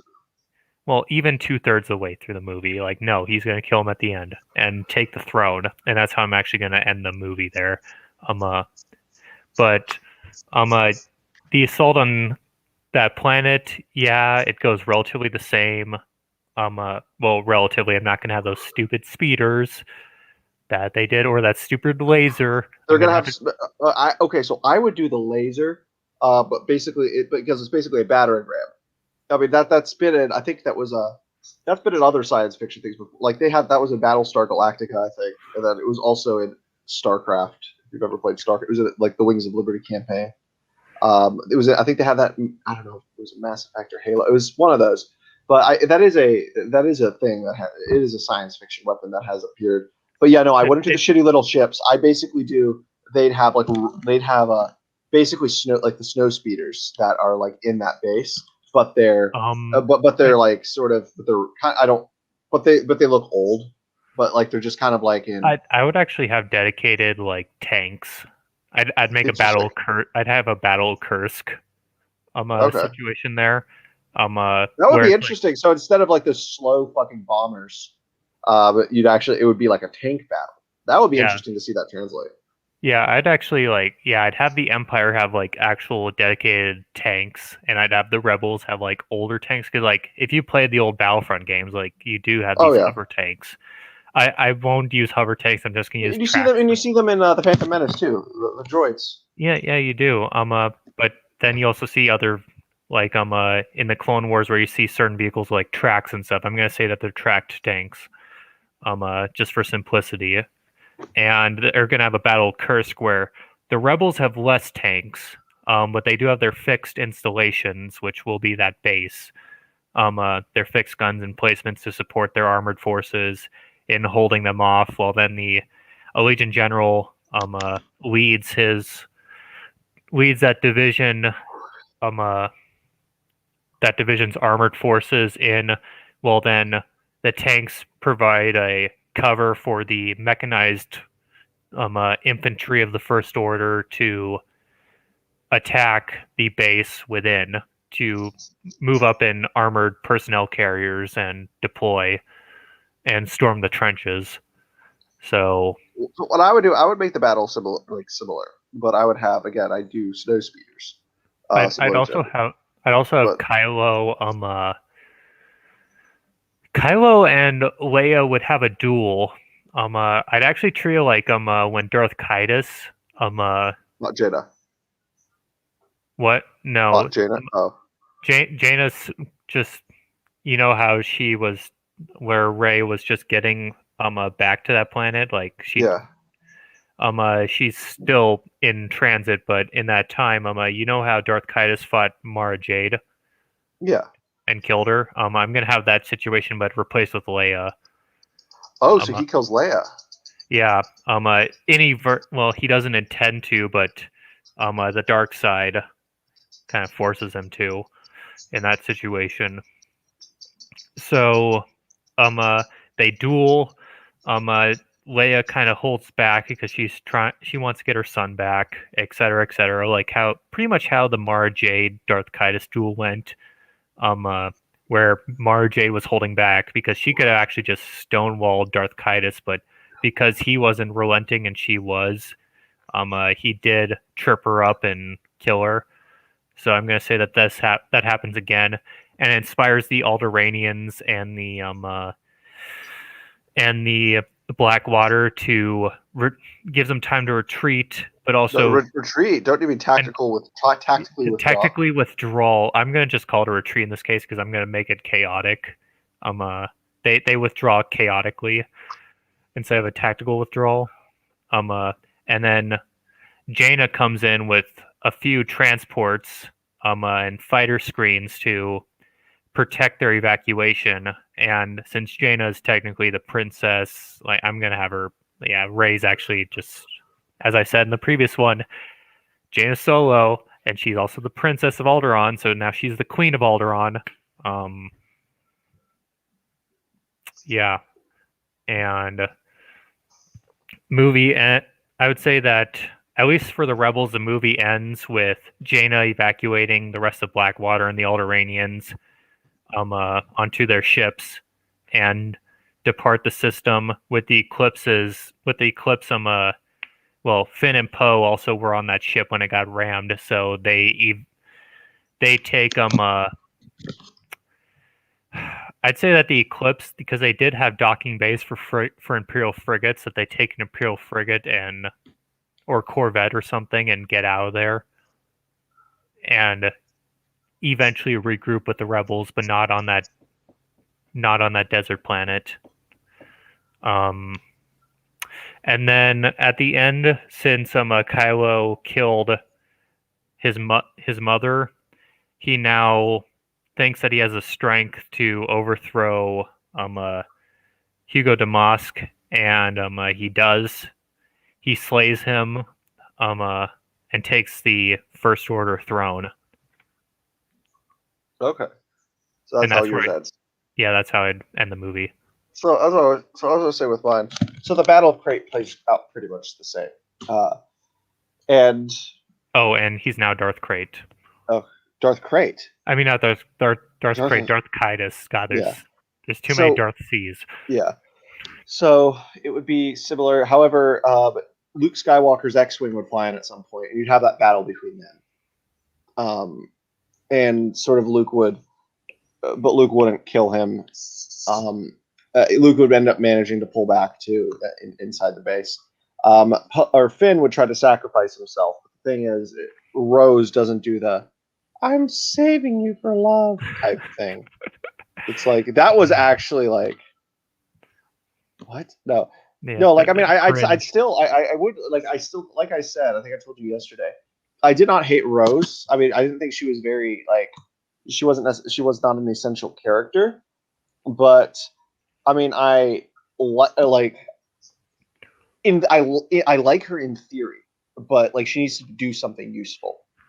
So like, and I liked the dynamic between her and Finn, and so I feel like something can be done with that. So there's that, and so but Finn ends up like retreating back and making it into the base too. And so, but in mine, so Blackwater pretty much gets annihilated. Ray would come back with the Millennium Falcon and would evacuate like the maybe 20 people left on the Millennium Falcon. So they're all crammed on there. But yeah, so you have Kylo Ren. The First Order is getting bigger as more and more Imperial remnants come up hiding and kind of rally behind them. And so yeah, there's that. The ending would not be that weird broom force kid thing. It's like that was a weird ending. Oh yeah, that's why I didn't even mention it. Yeah. Like, and they never even did anything with that. Like, I mean, because my problem, I think, with so I think by that point, whatever damage was done by the time that the Last Jedi was made. But with the Rise of Skywalker, they thought that they were doing something. They thought that they were fixing everything by pretty much ignoring a lot of the stuff that happened in that movie. No, they should have just went with it at that point. They should have just gone with it. But no, we got the Rise of Skywalker, which was a complete and utter mess. But so yeah, no. We thought, oh yeah, also the my thing, the code breaker was an Imperial agent the whole time. That's what I would do. But yeah, no, it I would. forgot to even mention him. Oh yeah, in mine, he's just killed. When they get discovered on the Eclipse, so he dies in a firefight. Well, that could work too. But yeah, so that's how it ended. That is the Last Jedi. However, so it ends with Luke Skywalker, Leia, the characters just kind of like flying away on the Millennium Falcon.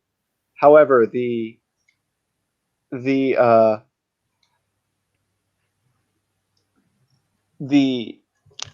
so yeah, it ends with him like Darth Kaitis. Shoot, I was gonna say one more thing. But oh yeah, but yeah, no, but it ends with them saying, okay, we need to like rally our allies like to the cause, basically.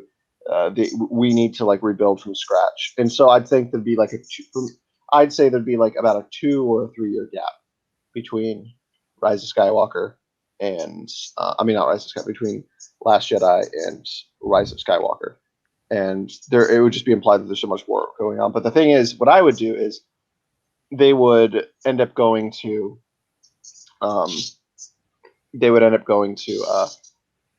4. That's where they'd set up in the base. Oh yeah. I would also have Luke have that as one of his backup Jedi temples where he would have like a few masters and a small bunch of Padawans. Maybe training. he's the one who leads them back there, and he reveals that hey, this is one of the enclaves. Oh yeah, I'd Maybe have he him uses- like Luke was officially on Tython in mine, but I would leave it open to other Jedi cells essentially being on these other worlds. Maybe the Jedi training. Order is far more decentralized, and Yeah, I'd essentially instead be of like instead of like a centralized like bureaucratized order, it's basically you more have these like little you have these well, the it's KOTOR it's, Jedi it's Order. yeah no or no but no even more so in this it's organized by cults. So you have like different cults, and when I say cult, I don't mean like like Jehovah's Witness or like or or Dark, Latter-day Saints. yeah, or just any of these, just The any of this Jedi stuff. Order of Latter-day Saints. No, but what it is, I mean like cults, as in basically dedicated to these like very specific kind of like practices, like Yeah, kind the of like what you saw. Consulars, the Sentinels, and the Guardians I mean, training I at all get. different places. I mean, I guess, but like for instance, like you had like in the Middle Ages, you had various cults. Like you had the Knightly Orders. yeah, or yeah, no, well, no, you had like the Mary cults, remember, and then you had different cults dedicated to certain saints and certain professions, that sort of thing. And then going back, it was more like holy orders, not cults. well, you know, but I mean, they were called cults. Like even in the Middle Ages, the Marian cult, like it was called like the Marian cult. But that's but cult. The thing is, cult has been taken to mean something completely different than what it originally did. But another good example would be like comparing it maybe to like these different, basically the back in ancient Greece too. Like you have different, like yeah, they were all the same religion, but some of them sort of dedicated themselves to like a different god or a different tradition. Basically, Yeah. or interesting. So you basically, or maybe you have some like, so there's esoteric Jedi and like warrior Jedi, and basically you have your Sufis, or no, you have like your, for instance, you have your Meister Eckharts, you have your Aquinas, you have your Saint Francis's, and then you have your Jesuits. then you have yeah, and then you have your base Deus Dominions. base Deus Vult, yeah, The Hospitaller, Crusaders. yeah, those are the Jedi Knights and stuff. But yeah, but no, but then maybe, but yeah, no. So that's how I don't know if it would end like that. I kind of ended, I guess, in a similar way, but I'd end it with something with about Kylo Ren maybe declaring basically maybe him like sending a hollow message across the whole galaxy or something, saying that he is declaring himself Darth Kaitis. Darth Kaitis, Emperor of the Sith Empire, which he renamed the First Order from. I mean, or no, I wouldn't even go that far yet because I sort of have a plan for what I do with the Rise of Skywalker. That wouldn't really be. I mean, I was just throwing that out there. Yeah, no, it's not a bad idea. It's just not the direction that I go in. But either way, so yeah. Okay, so I'm not having a revived Palpatine in the Rise of Skywalker because you can just go read Dark Empire comics because that was lazy. Actually it was even kind of lazy in Dark Empire. However, Dark Empire at least did it in a way where it was more. It was original. Still better narratively than it was in this 100%. Movie. So yeah, just completely scratching Darth Sidious's return. Darth Kaitis transmits across at least the First Order that Hugo Damask was dead and he was his legal successor. And I just say that the Allegiant General is like his kind of main backer of like support, like political support, because I'm going to say that's mostly a military a statocracy mostly, but with I guess civilian head of state still. Because that's kind of how I interpreted it from like at least watching the Rise of Skywalker. That was mostly a statocracy, but with like the head of state still being somewhat of not a statocracy, an hour I'd say. Well, no, because like they still didn't have the civilian government infrastructure. It was completely the military running everything. Yeah, that's why I said a junta. Well, they didn't. A statocracy is a civil government. Like the civilian government is ruled by a military elite. Yeah, but if there's no civilian government to begin with, then it's a statocracy. Okay, but basically, like I'd see the First Order as less like the Galactic Empire and more like Revan's Sith Empire, which military just it's like military, and they have sort of like a mobile outposts made specifically for these military, and what they do is they just occupy the planets. So yeah. Yeah, that's why I just say like Revan's Empire is also like very statocratic. So that's why I'm going to say it's like also very statocratic because there was just no civilian government to begin with. And I'll say that the capital world is Ziost in this case for this for the First Order. And then Darth Kaitis also just renames the Knights of Ren as the Sith Order. He just takes full mask off approach on all this. And just proclaims the revival of the Sith Order. Mm-hmm. So yeah, I'd also have the rebels beginning Blackwater. They would be engaged in supporting New Republic forces on their capital world. I just said it like not too long ago. What was it?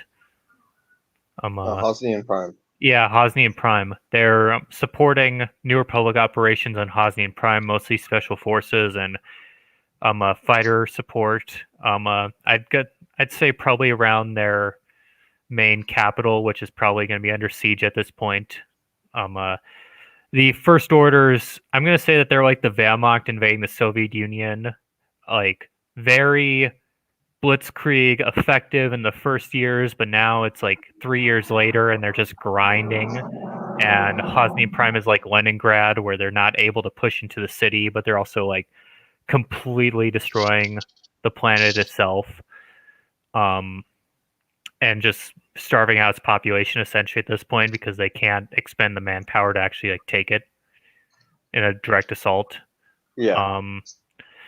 So yeah, and I would also say it's been like 3, maybe 4-ish years. I'd also say that the First Order has started using, like, you know how the Wehrmacht and Waffen SS would recruit from local populations of. Yeah, I'd say that they started doing that. And more of their stormtrooper corps is less of these like child soldiers and more of now actually like volunteers at this point. Yeah. Most of them were expended upon the first waves of the war, relatively speaking. Naval strength wise, I'd say that the loss of the Eclipse was like the loss of the Bismarck, historical equivalent, where technically the Eclipse isn't destroyed, but it's still out of service for repairs, and it's just like this major blow to their navy that now they're like very insecure in operating in the open space, relatively speaking. Like most of the time all they do is just escort supplies between bases at most, and they don't really go out hunting for other warships at this point. And they do convoy raiding, I'll say. Like they're essentially the Kriegsmarine also towards the end of the war. Okay. So war is kind of grinding down. Both sides are suffering massive losses. I'd say the New Republic, they're going to be like the Soviet army, where they're just taking a lot more man-for-man attrition because they can't expend it, while then the First Order is the more elite forces.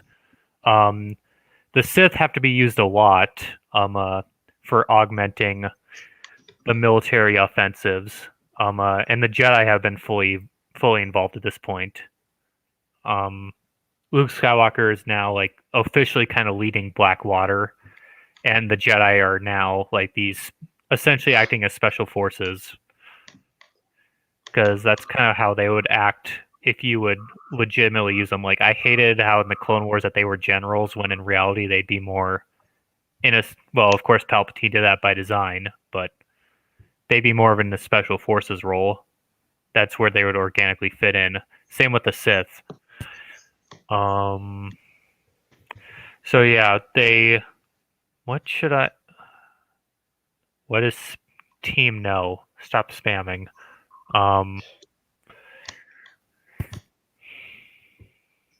God, this is the one where it's like mostly all I can do is really talk about like that major plot points, because towards the end I would actually have like the Jedi, aka Blackwater, wanting to pushing the New Republic to lead like one final strike on Ziost to take out the First Order's government. But then the New Republic doesn't want to launch the offensive because they fear what the other Imperial remnants are doing. which didn't even mention them for the longest time. But I'd say that, especially Admiral Pelion's one in the Galactic Core, has probably been remilitarizing over these 4 years, using the war to kind of blanket their treaty agreements and negate them, so that way they can rearm. And I'd say Pelion is kind of like this wild card that neither the First Order or the New Republic truly know which side that they're going to pick. And they're kind of fearful for that, so that's why they're also not willing to expend a lot of military resources towards the end of this war. But Luke Skywalker accuses them of cowardice. Most of Blackwater wants to lead the offensive. Jaina Solo's been training up to take on Darth Caedus all this entire time. It essentially mirrors what happened in Legends. And then they launch the assault after gaining a safe hyperspace route. Like, they have to do some recon. They have to. I'd say instead of doing that stupid plot point where they had to like find the holocron to find a That safe. was dumb. The Wayfinder. Oh Yeah. god. That was which they designed the Wayfinder like a Sith holocron. Looks like, if you ever played the Old Republic, guys. Yeah. So yeah, they're not going to do that stupid Wayfinder. They're going to they have to seize a Sith vessel that uses these hyperspace lanes from Ziost, specifically Knights of Ren / Sith vessel, because they use hyperspace lanes that aren't on official military records to keep their operations kind of secret for as long as possible and without compromise to their mission integrity. So I'll say that they board a Sith frigate that's transporting about like 5 Sith to go assassinate some planetary governor. I'm just going to say that that's the plot point because I really didn't think that part through. But they gain the hyperspace route, and then Blackwater, they assume that if they start the assault, that they'll be backed up eventually by the New Republic. But they get to Ziost, and they start their attack upon the capital / I'll say Sith temple, where the Sith are, and where Darth Caedus is at that point in time. Well, I'll say that he's probably in the capital, which is right next to the Sith temple, with his military council. Is it the rebuilt New Adasa? On Ziost? Yeah, remember, because in KOTOR or SWOTOR, there was the city, the capital city, but then after Vitiate, like, basically went like drained it of life. Nom planet. Yeah. Yeah. I'd say that could actually work. Use that city. Or even better, the Sith Citadel of like the actual Black Citadel. Oh yeah. The Black Citadel. That'd actually be a good HQ place for Darth Caedus's new, because he's trying to revive the Sith Empire. I'll say at this point, he's not trying to do like the Galactic Empire 2.0. He's trying to do Sith Empire like what 10.0. Yeah. Okay, so I'm gonna stop you there, and I'm just gonna give mine.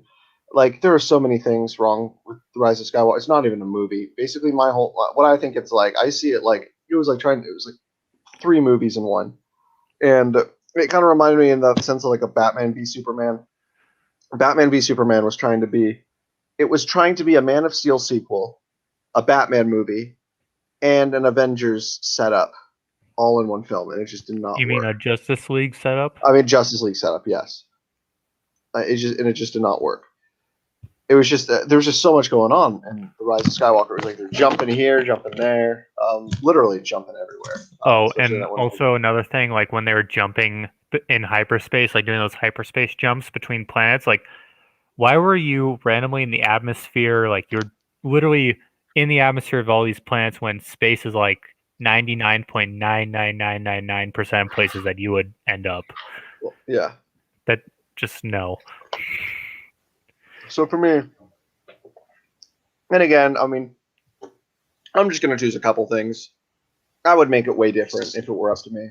But I mean, since it is getting kind of late, and we still want to talk about the sort of culture war stuff. I'm just gonna say so. I guess they're on. So Luke is still training her Rey instead of Leia on his Jedi Academy / the new rebuilt Resistance or Blackwater base on Yavin 4. And so they've managed. So about a couple of years have passed again, and they've managed to get some. They've managed to get like some people to come join them. But the thing is, though, they're not professionals. It's more like freedom fighter types. So they have to train them and make sure they're all good. So yeah, it's not like the old Blackwater. But then they also have been trying to contact various different other factions that really don't have any part. One of them, they contact the Pentastar Alliance, which is an Imperial splinter faction that, in this at least, I would have generally isolationist. And then that's when, and so I would have Wedge Antilles in this too, and because because then this is where you bring in the Fells, and Fell is the leader of the Pentastar Alliance, and he's the First Order tries to get him to join with them too, but yeah, tries to get him to join with them too. And so they're kind of they're trying to like vie to see which one he wants to join, but like he really wants nothing to do with it. Eventually, I would say like he eventually ends up joining. Fell ends up joining the First Order. But eventually, I mean, that's going to change. But so yeah, and then you have the whole spy thing. I don't know if I'm going to do the whole spy thing. So I mean, I like the idea of the Allegiant, like your idea how you're handling the Allegiant General. However, at the same time, I would do one of two things. I would basically do what you were doing, and I'd do the spy thing. However, Hux doesn't die. Hux defects, and like he just becomes a defector. And like I mean, he's not like heroic or something. He's still a clown, but he ends up kind of joining the good guys or something, and even gives them the location. He's the one who gives them the location of Exegol, because I'm just going to use Exegol in this. So that's possible. Or another thing that I also like is just get rid of the Allegiant General and just give that role to Hux. And and you see him kind of grow from a sort of dumbass in the previous movies, and now he's actually like a serious like bad guy. Like he's the secondary villain or tertiary villain. I just never made him I'd like change him from being a dumbass. No, you wouldn't be that high in the military if you were that incompetent. Yeah, you'd be looked over for promotions over and over again. So I would either have him become more serious all of a sudden, and become and sort of come into his own. So I would do that, or I would just have him stay a dumbass and be a defector just because he's trying to save his own skin. Because he knows he's incompetent and other people are outshining him.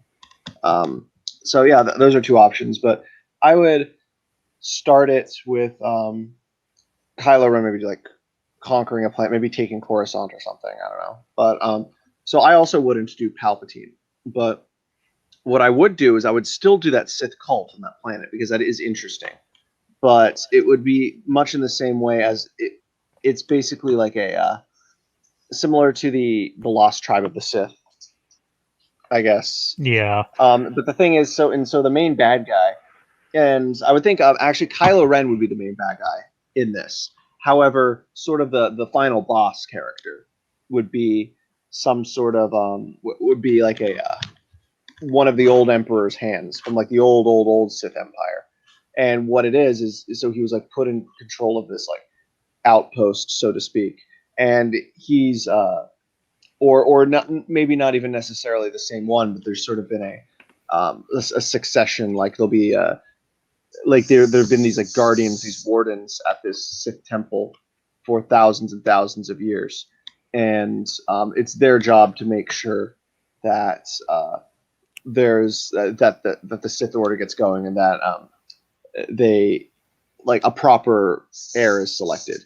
But what they're doing is they're using Kylo to because I'm just going to I much prefer the idea of Rey being Obi-Wan's granddaughter, but again, as sticking to the minimalist view, constrained within the basic premise of the film, Rey would still be revealed to be, I guess, Palpatine's granddaughter.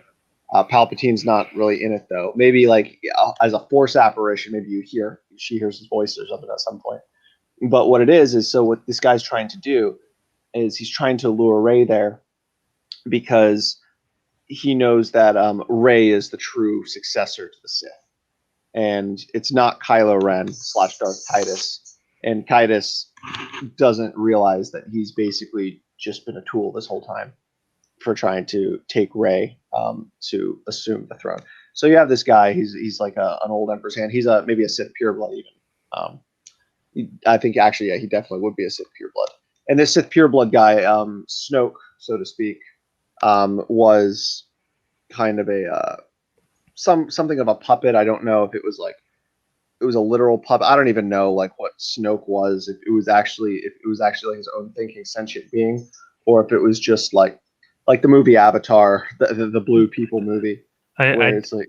Yeah. We just don't know because they didn't give us enough context of like who he actually was before they just offed him. Like personally, I say he was more like the Avatar than anything. Yeah. So. By the way, Raven, that's a tough one, but I would say Picard was definitely the better officer, but Kirk was the better leader.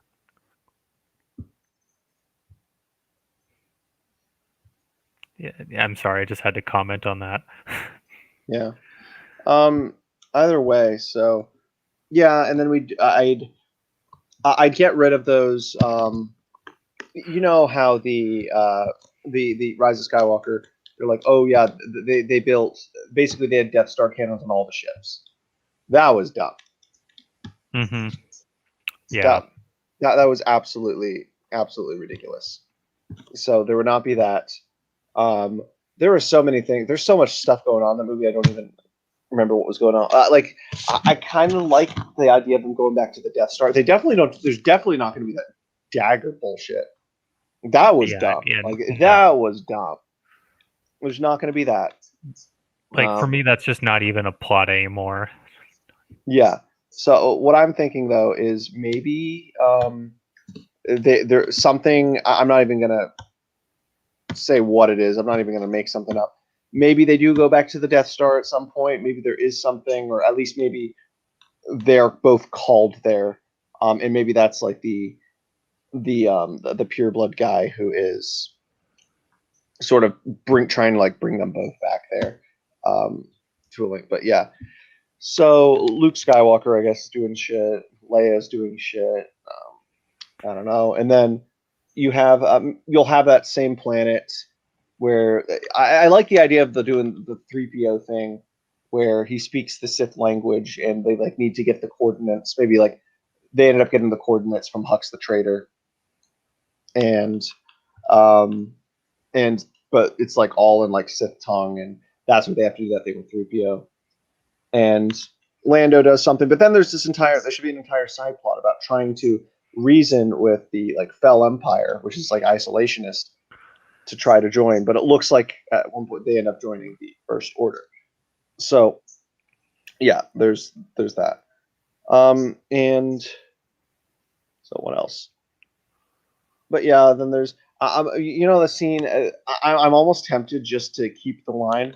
They fly now, but instead of responding to that, just somebody replies something super snarky and is basically yeah, no shit, they've always fought, just something along those lines. I don't know, but I just wouldn't include scenes like that. Yeah, probably not at all. Also that snake, if that snake was actually a force sensitive being, maybe that one that Rey healed. No, that not really. Snake creature in the movie that she healed after they got sucked into the quicksand. Remember, so I've only seen that movie twice. I've first only time seen I it saw- once. The first time I saw it, I was in the theater, and I don't remember. I think I was like I fell asleep during it too, and it did not leave a lasting impression on me. And the second time I saw it was, I thought you were there a couple weeks ago. The recut. Yeah. I So don't you think the watched. snake. I don't think the snake was in that. I think they got rid of that. Yeah. Well, she healed a snake after they got swallowed by the quicksand. So Okay. that was a scene. Okay. So okay, then in that case, yeah. So, but I'd also like to see just more kind of war going on, and then maybe there's even an interesting idea would be as the First Order grows and just brings all of these new sort of former Imperial factions into the fold. Maybe there's even like a side plot with the New Republic where they're like, hey, we'll stop berating you guys. We won't try to destroy you, but you have to join us. And maybe that's a source of conflict. And it's like, you have to merge with us. And they're seriously debating it or something. But yeah, no. So I'd have the final battle. I'd have it sort of the same way. And again, if I could write an episode 9, I'd write a completely different film. But I'm just working with what we have, just the basic framework. So yeah, I'd have them go to that planet to confront this sort of ancient Sith guy. Maybe Palpatine has a cameo as like a Force ghost, and basically maybe there's like a ritual where they're trying to infuse his spirit inside Rey, so they can become one. Not Palpatine necessarily possessing Rey, but them basically becoming like a one mind. Kind of like you've played like Warcraft before? No. Okay, but basically, so there's a character called like the Lich King. Oh, yeah, I've heard of him. So yeah, no, but the Lich King, he was like this orc originally, who was basically enslaved by, he was like an old general, who was like the demon basically, forced him to become sort of the head of the undead armies, and he's like sitting on this throne, and he's basically forced to do that, and he doesn't really have free will, but like he's still sort of this disembodied spirit sort of like this all-knowing thing. I'm not going to get into detail, but basically the true Lich King that you see, it's basically the merger of the sort of mind and soul of the of sort of this fallen prince, Arthas, who is very much like Anakin in a lot of ways, mixed between like both of them, and then that comes the Lich King. So something basically, so they want to do something like that with Rey and Palpatine. Like there's sort of an imprint of Palpatine's spirit that he kind of managed to leave behind. So yeah, then that's going on, and then I don't know how I feel about the idea of like, oh, there are like 1,000 Star Destroyers under the ice. That was weird. And it's Yeah, like, where were their crews? How were they getting supplies down there? Were the crews of those ships just like chilling down there the whole time? Were they in crewed by the First Order? cryostasis? Was the Sith cult on Exegol? Were they controlling the First Order? Are they two totally different factions that joined? Like it never explained any of that stuff. I don't even know how I handle that, and I frankly really don't care. But anyway, so yeah, Rey would maybe like Luke or Rey would go off to try to confront this guy, and Kylo Ren is still, or Darth Caedus still thinks that it's going to be him who's going to be the heir to the Sith. But yeah, and maybe Caedus doesn't even know that Rey's Palpatine's granddaughter, and it's sort of like a shock, comes as a shock. But then they're basically like, okay, yeah, we need to go to the planet too. We have these coordinates. We don't have many ships, but we have more ships than we did a year ago. We'll try to do something. We just need to, even if this is like our last stand, we at least want to go out in a blaze of glory. And Yeah, that's how I'm essentially treating Blackwater in mine as well. But at this point, Blackwater is done at this point. Right now, I think I'm just going to call it like just the Alliance or something. I know that's kind of it's better than the Resistance, but at this point, it's not even really. Blackwater barely exists. It was just the leftover elements of Blackwater that joined with various recruits.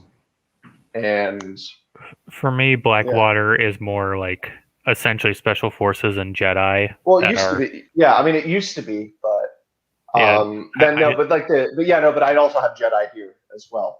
The Jedi from these different cells. Yeah. So you're keeping it mostly the same. How would you end it? Well, let me hear how you'd end it first. Okay. Well, first off, I'm gonna have like a similar scene to like the Deceived trailer. For the SOTOR game, where it's the when the Blackwater attacks the Citadel and Ziost, and their small fleet is kind of engaging the Sith, the First Order fleet in orbit.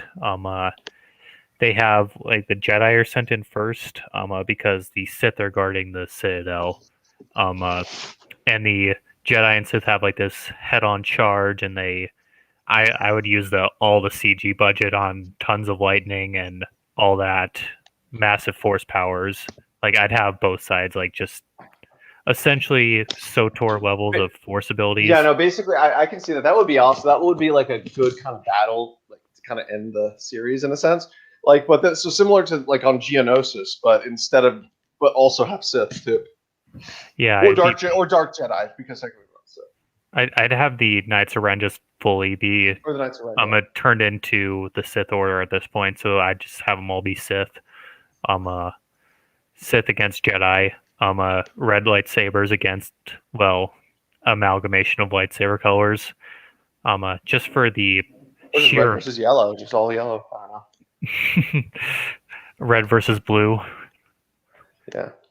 Blood Gulch. Let's get Sarge in there. Have you ever watched that? Yeah, I have. But we can talk about that later. Yeah. So Jedi and Sith go at each other. I'd say that and then Jaina, she goes kind of on her own. She's tasked by Luke to assassinate Darth Caedus. And of course, in this, like they're brother and sister, they're the twins. I make it exactly like Legends, and let's just say that it's hard for her to mentally take that, and the dark side is kind of creeping in to not obey Luke and to do what she feels is right and not kill him. But so when she engages him in his throne room, I would have him dismiss his guards actually, because they would just try to kill her. I'd also have the Sith Red Guards be a thing again. Like he tries to revive all like the old Sith Empire stuff, so he has like the Red Guards back, and he's just trying to like he's essentially like what it's not quite the Sith, but it's like he's trying to do it, kind of like how Hitler was like, yeah, we're going to take a lot of the aesthetics from the old empire, but it's like it's going to be this new futuristic version. That's what I'd have him try to do. And then they duel. Eventually Jaina has to kill Darth Caedus, eventually, but that's after the intervention of also Luke on the scenes, and they have to kind of fight him together because I'm just gonna say that he is Darth Caedus level, like from Legends. Like he's just been consumed by the dark side at this point. Wait, you're talking about Caedus, right? Yeah. Okay. For some reason, I thought you said Luke, and I was confused. But yeah, okay, I get it. But Luke is there too now. Like they successfully defeated the Sith guarding the Citadel, and the First Order military personnel are fighting against Blackwater regular personnel. But the First Order is bringing in reinforcements rapidly, and they're about to be enveloped. So they need to either get out now, or they're all going to die. Kind of like that hopeless time before all the copy paste ships in Oh the god, Rise of yeah. Skywalker. Yeah, before that fleet came in. You were the one who pointed that out to me, also, which was. I remember I laughed. I was like, "Oh my god, there are like 2 ghosts. There are like 4 Mon Calamari ships. There's like they literally took ones right out of Rogue One. It was like, do you remember that poster? Hold on, I'm gonna have to. I know this is like a little on a tangent thing, but do you remember there's the poster?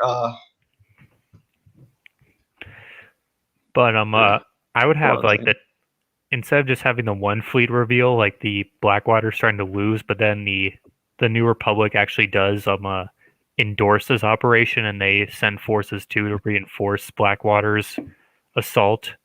And there's a massive space battle. I'd also like do episode 3 level space battle going up in orbit too. Okay, just like look at this real quick. It was the poster for Oxyman, where they just copy and pasted stock photos. Like, look, you see the two dolphins are the same down there. Mm-hmm. Sure, it's like You mean the 2 killer whales? You mean? Sure, yeah. But yeah, God, that's hilarious. look, Raven is being like Jordan Peterson right now. He's pulling, the Death Star is a metaphor for the male ego. It clearly represents the testicle. It represents the testicle. It's bringing out the patriarchy. No, Luke Skywalker was just a terrorist that killed 3 million Imperial military personnel. And probably and a bunch of like non-combatants too are on the Death Star. Oh yeah. Well, it's civilian contractors for the military. Yeah, he killed plenty. So that was most of the people on the Death Star. I mean, most of the people on the Death Star are probably military personnel, but there probably were some civilian contractors on board too. But still, like, Luke Skywalker's a terrorist that killed 3 million and didn't even like. To be fair, that was after they destroyed Alderaan. Like, still, I don't get that. I don't get that joke. Like, Imperial lives matter. Okay. Right. Yeah, I'm on Team Empire on this case. Okay. Also, Blackwater lives matter. All right. I'm gonna say that Lando is also an admiral in this, and he leads the New Republic fleet under his command to Ziost. Oh, and also Hux. Hux was also elevated over the years. Now he is I'd say that he is the The new Legion General. No, what? Okay, so explain. He's not the Legion General. He is the Quartermaster General, which is like he would be beneath the Legion General. That's a position that was in various militaries that would command the logistical support for all operation. That makes sense. Yeah, Quartermaster. Yeah. And so yeah, he'd be Quartermaster General, which is essentially the number 2 in the most armed forces, behind the Chief of Staff of the Armed Forces. Which I'd have the Legion General be the Chief of Staff. And they're both that they have the military council with like all these other generals, 2 of these higher positions, and that's why Hux is actually on that council and not just there for no reason. That's how I would explain that, because I'd actually have a competent military structure instead of just like general this, general that, and like not explain their positions. No, it's like basically what you do is you just take a rank, you put an adjective before an adjective before the rank, and that's what you do. Well, that's their position. Like, you have to be general to be the Quartermaster General. So yeah. You have to be like I'd probably say a Field Marshal to be the a Legion General or something, or a Legion General is just a rank in its own. It's the highest. It's like the 5-star general. Or the I like the part. There's a at the very end they put all the generals on trial, and then Hux, who survived, they say they basically accuse him of being an Imperial, and he says, "I'm not an Imperial. I'm a super Imperial." You get the reference. Yep. But so yeah, the New Republic, like Lando leads the fleet to attack Ziost, and it's this really pitched battle, but both sides are, I must say, really starting to lose at this point. When you know how the other massive fleet reveal? Yeah, Pelion. Because I bring them up, like I'd say they brought them up earlier as like this wild card. They don't know what they're gonna do. They attack the New Republic, and as soon as Darth Kaitis dies by Jaina and Luke's hands, they are given the option to be the First Order. The Legion General takes the option to be consumed into Admiral Pelion's Imperial Remnant. Wait, And he takes the option to be consumed. So wait, the Imperial Remnant then is stronger than the First Order? yeah, I'd say that they were remilitarizing during this 4-year gap. Oh yeah, okay. So yeah, since they were in a time of peace, they weren't straining their military logistics. So that's why they were able to do like a mass strike at the New Republic, and they gave an ultimatum to the First Order to join them or join the fate of the New Republic that essentially is just dead at this point. And Okay. I'd have the Legion generals like declare the Sith essentially an illegal organization that tried to overthrow the First Order, and declares the First Order for the Imperial Remnant, saying that we were all trying to restore the Empire together. Essentially, the power of friendship to restore the Empire. Maybe the Empire was the friends we made along the way. The real Empire was the friends. Yeah. Yeah, and essentially, just the movie ends with the Jedi having to go back into hiding. The few Jedi that are left after the battle. Interesting. Which I'd only make like 10, and the Empire is Luke one of them? Yeah, he goes back to Tython, and with the rest of the Jedi Order, because you know how the deep core is just like unnavigable. So, he retreats into hiding. It's him and Jaina, I'm guessing. Yeah, him, Jaina, and I'd say like probably 10 other Jedi at most. Okay. What about Leia? Oh, I killed her off. Remember? Oh, that's right. Yeah, okay, and what of Lando? Lando, he has to go back to Ancapistan of Cloud City and take back his assets, and then just kind of go into Hut. Then takes the money and runs. Yeah, he takes the money and goes into Hut space. Or maybe here's an idea. Maybe he gets the Falcon back. Yeah, he gets the Falcon back. Takes all his assets that he can store on the Falcon and goes into Hut space for forced retirement. That's kind of. I feel like you could kind of end that on a funny note with him. Like I feel like you could do something humorous about it, and then he's talking to the ship, kind of like as a callback to Solo. And I ain't having him talk to the ship like a callback to Solo. I'd much rather forget that droid. Well, the droid was supposed to be cringy though. Like yeah, it was I know. I got the sense it was supposed to be ironic. Like I'm just gonna say that he doesn't talk to the ship. Okay. Okay, fine. But yeah, he just goes into Hut space and forced retirement, and the Huts won't extradite him because he's a good boost to the economy. Yeah. And he just lives out his retirement days there. The Jedi have to go into exile on Tython. New Republic is dead. Empire under Admiral Pelion, which is now like Imperator Pelion, reigns supreme. And so is there going to be like a sequel trilogy to the sequel trilogy, or does it just end like that? Or I mean, yeah, like Empire restored to normality. And then it turns out that the Republic was not the normality, but the Empire that the rebels were fighting against, that was the normality. Yep, that was the normalcy. Yeah, that was. Oh, and the Sith. I'd have it like Darth Krayt's Sith, like how they had to go into exile after the Legacy comics. Mm-hmm. I'd have them also go retreat back to like Dromund Kaas and Korriban into exile.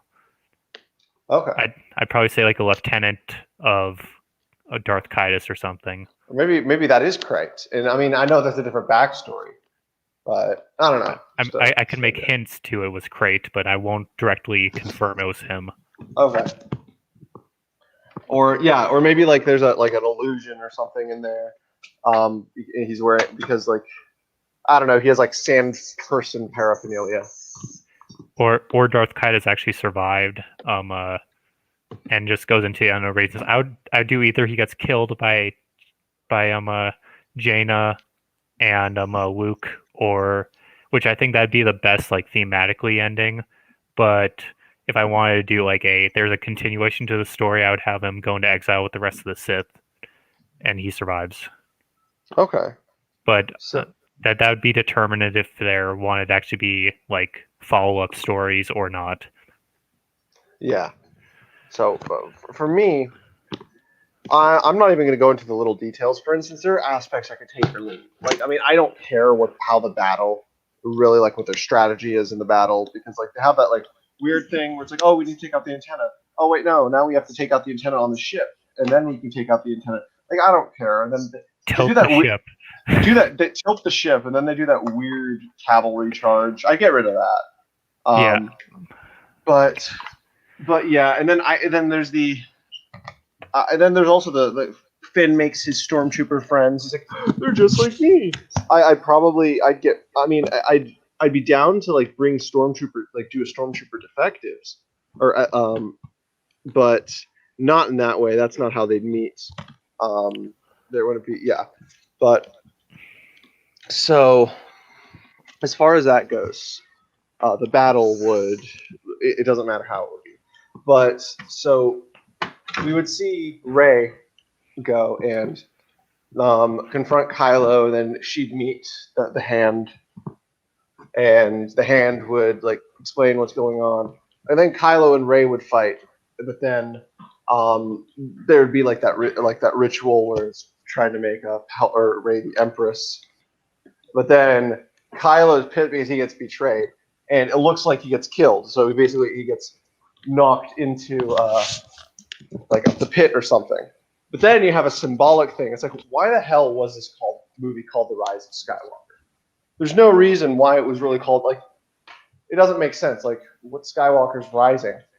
But then as sort of Rey is sort of struggling and that sort of thing, the thing is like Kylo is like all like, or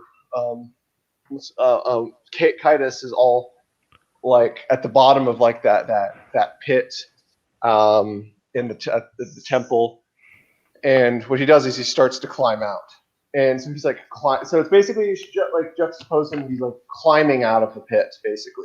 So he's rising. I don't know, something similar to like the Dark Knight Rises. Like there's sort of that symbolic imagery, Yeah. something like that. Yeah, and he finally comes out, and the thing is, what he does is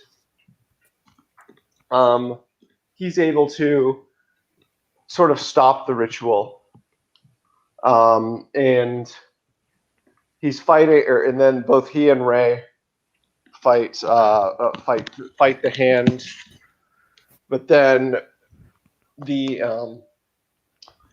like after the battle, so like of course I think it's going to be Rey is the one who ends up killing the Hand and all that, but then she ends up dying, like in the movie. However, the only difference between my Rise of Skywalker and the crappy Rise of Skywalker is that Rey doesn't come back to life. Rey's dead. Yay. No, it's not even because of that. No, but it's just Rey's dead. That's how it is. But anyway, in the skies above, it looks hopeless for the Alliance. So again, they're just called the Alliance. And so then you have the Pentastar. You have like the Pentastar alignment. I think they're actually the alignment, not the alignment. But yeah, no, they come out of hyperspace, and it looks like they're about to start fighting. Fight or help. Basically, they're like, oh crap, what do we have now? They're going to hear it. We're pretty much toast. But then the Pentastar alignment, led by Fel, who they think is going to turn on them, they actually return fire on the First Order ships, and the First Order fleet still vastly outnumbers both of those fleets.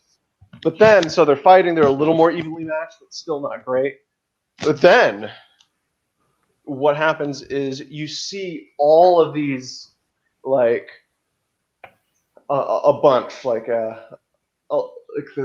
basically blacking out the sky, even though it's already black. But all of these classic era Imperial Star Destroyers coming out of hyperspace, and instead of it's like there's that really cringy thing in there's that It's line just when they're people. fighting. They say It's for just Skywalker after the fleets come out. No, instead it's for the Empire, and it's Pelion again. So you and I are kind of doing something similar here. It's Pelion, and it's the actual Empire, and it's revealed that there's like the First Order they basically view as a bunch of extremist heretics that really they're just kind of warmongery, and then they basically are like, yeah, they literally let themselves become manipulated, become the bitches of this Sith cult. And so, like you, they don't like the Sith, and they kind of see what Palpatine was, especially after Operation Cinder. That's kind of what really got them. So they have this like really anti-Sith bias right now, kind of like how after so similar, I guess, to however it's kind of the other way around. After Emperor Nom Nom in the Old Republic, he ate Ziost and then became the Eternal Empire. And then even after that, basically the entire Empire basically like hated the Emperor, and the Sith did not like the Emperor either. So after they saw like the monster he was, so similar to the Imperial remnants. But so you have like these different so basically you have these factions all fighting the First Order / Sith fleet. You have like the rebels, and then you have the Pentastar Alignment fleet. You have the New Republic fleet, which finally came around and decided to help. And yeah, and then you have the and then I guess you have a sort of that. I guess you can have that sort of a civilian fleet, whatever. I mean, just various other allies. They can, I guess, the 3%ers come in. Yeah. So you got the 3%ers. You got Harris and Dula. The ghosts. You have the Montana militia. You got the yeah. You have the clan. I was about to say, you got the clan. You got some black bloc groups who decided, and then you got some. You have the NSM. You have you also have the UKIP, War Plan Purple. Did you remember that Starkov's War Plan Purple? No. That was basically the strategy for UKIP when him and Count Dankula infiltrated. They destroyed that party. It was hilarious. God. I remember their election campaign. It was so funny. Yeah, but yeah, no. So there was that. So all these forces, and then basically they destroy the First Order fleet, the remnants of the First Order. I guess so. It depends on if what we do with Hux. If Hux is the leader of the military, he dies in the same way the Allegiant General does. If not, I don't know, because the other alternative, he's the defector, and if so, they just don't trust him. He's basically kind of like Benedict Arnold. Even after he defected, even the British didn't like him. They're like, yeah, thanks for giving us this shit. Yeah, we promised we'd give you a military post, but we're not going to let you really do much with this. You're basically after Benedict Arnold betrayed the American cause. The British didn't like him. They thought he was just a complete He's still a traitor to the crown, no matter what. No, it wasn't that he was a traitor to the crown. That's not even. He was a traitor to the United States. He betrayed the principles. He betrayed his own principles, basically. And it's like there's nothing. So even though he was an enemy, it was that he betrayed what he was fighting for in the first place, for money and because things weren't going his way. That was viewed as absolutely disgraceful. It just goes to show the kind of the sense of honor that they had back then as opposed to today. But yep. Either way, so yeah.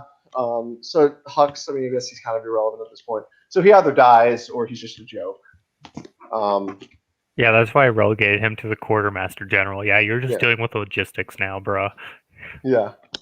And so it ends the Sith Eternal or whatever they're called. They end The hand dies. Rey dies. And so I guess it ends with Luke. I don't know. Maybe he goes and starts training the Jedi again. So he goes and does that, and then, or maybe Luke died. I don't know. So I mean, I'm not even gonna think of anything right now, but it's possible that Luke and Leia die. It's possible that they survive. I think anything can work really. At this point with that, depending on how it's handled. But so. Oh, and as soon this is actually like just at the end of like the regular movies, like how the movie should have actually ended. Luke Skywalker wakes up from a bad dream. Oh, that's not bad. No, okay. So like, I don't want. And it was really the EU. The EU was the real timeline the entire time. It was just Luke's bad dream was all the sequel trilogy. I've totally had dreams like this, bro. Oh, fun fact. Okay, so I had a bad dream, or it wasn't really a bad dream. It was a weird dream, but I had a dream about. It was about 9 months. It was quite a few months. It was maybe 6 or more months before episode 9 came out. And I had actually no. I'll tell this story when I'm done with the ending. That's probably I just want to get that out of the way. So the ending is maybe the so you have the Empire, the Imperial remnants, and the Pentastar alignment. And honestly, and then part of me wonders, like, do you might not even need to have both of them. You could really just compress it into one. I don't know. That's why I just only did Pelions. Okay, yeah. I don't know. I just kind of wanted an excuse to bring in like Fel. But either way, also maybe another idea for this could be maybe it's implied at the very end that that Leia and Han also had a daughter, and that's Jaina. That's an idea. That could be an interesting cliffhanger. I don't know how that would be worked in, but anyway. So it ends with the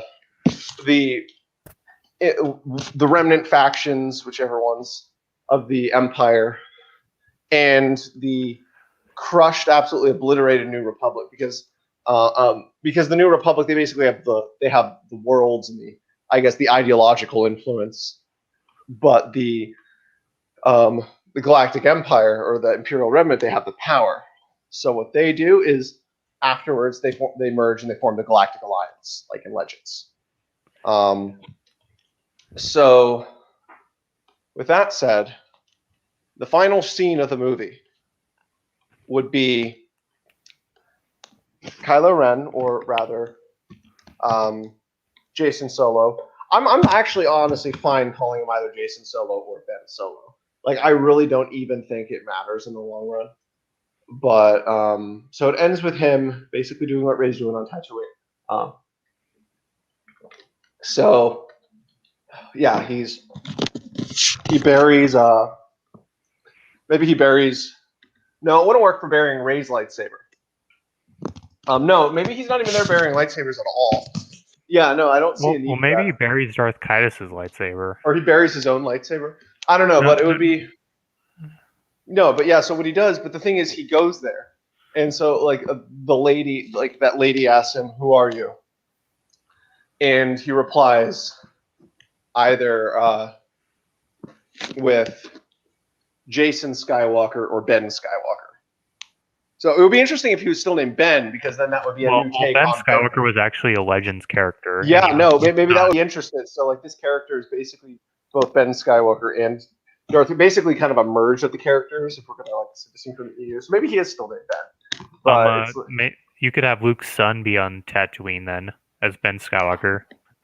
No. I think no. It's just Kylo Ren here, where he changes his last name to Skywalker, because I mean he just like always feels more connected with that than the Solo side anyway.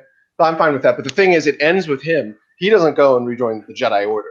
Basically, he feels like he has to atone for his crimes, and so he goes into self-imposed exile on Tatooine, much in the same way, kind of like Obi-Wan Kenobi.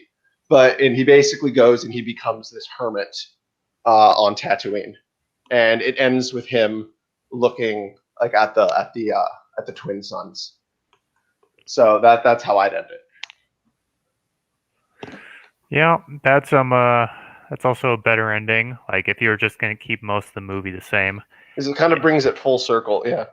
Because Yeah. my whole thing was to try to improve the shit we got as much as humanly possible, rather than completely write a new thing. And I think you did a little bit of both. But Yeah, like I meant like, well, okay, the Last Jedi I kept like I'd probably say 50% the same. well, I was surprised about that too. Because the Force Awakens, actually no, this is the one. The Rise of Skywalker is the one that changed the most. But I would have thought I was expecting the Force Awakens to be the one that would stay intact the most. Yeah, no, yeah, it just I don't know, like I did like the plot structure of the Last Jedi. It was just the way they went around everything that really I did not like. So I just had like for me it was only changing like minor things, like instead of giant space capital it's the Eclipse. Instead of it, well, they have a ground battle at the beginning and at the end instead of just at the end. The hyperspace tracking, like it's Lando's hacker, not going to Montenegro of Star Wars Galaxy to do it.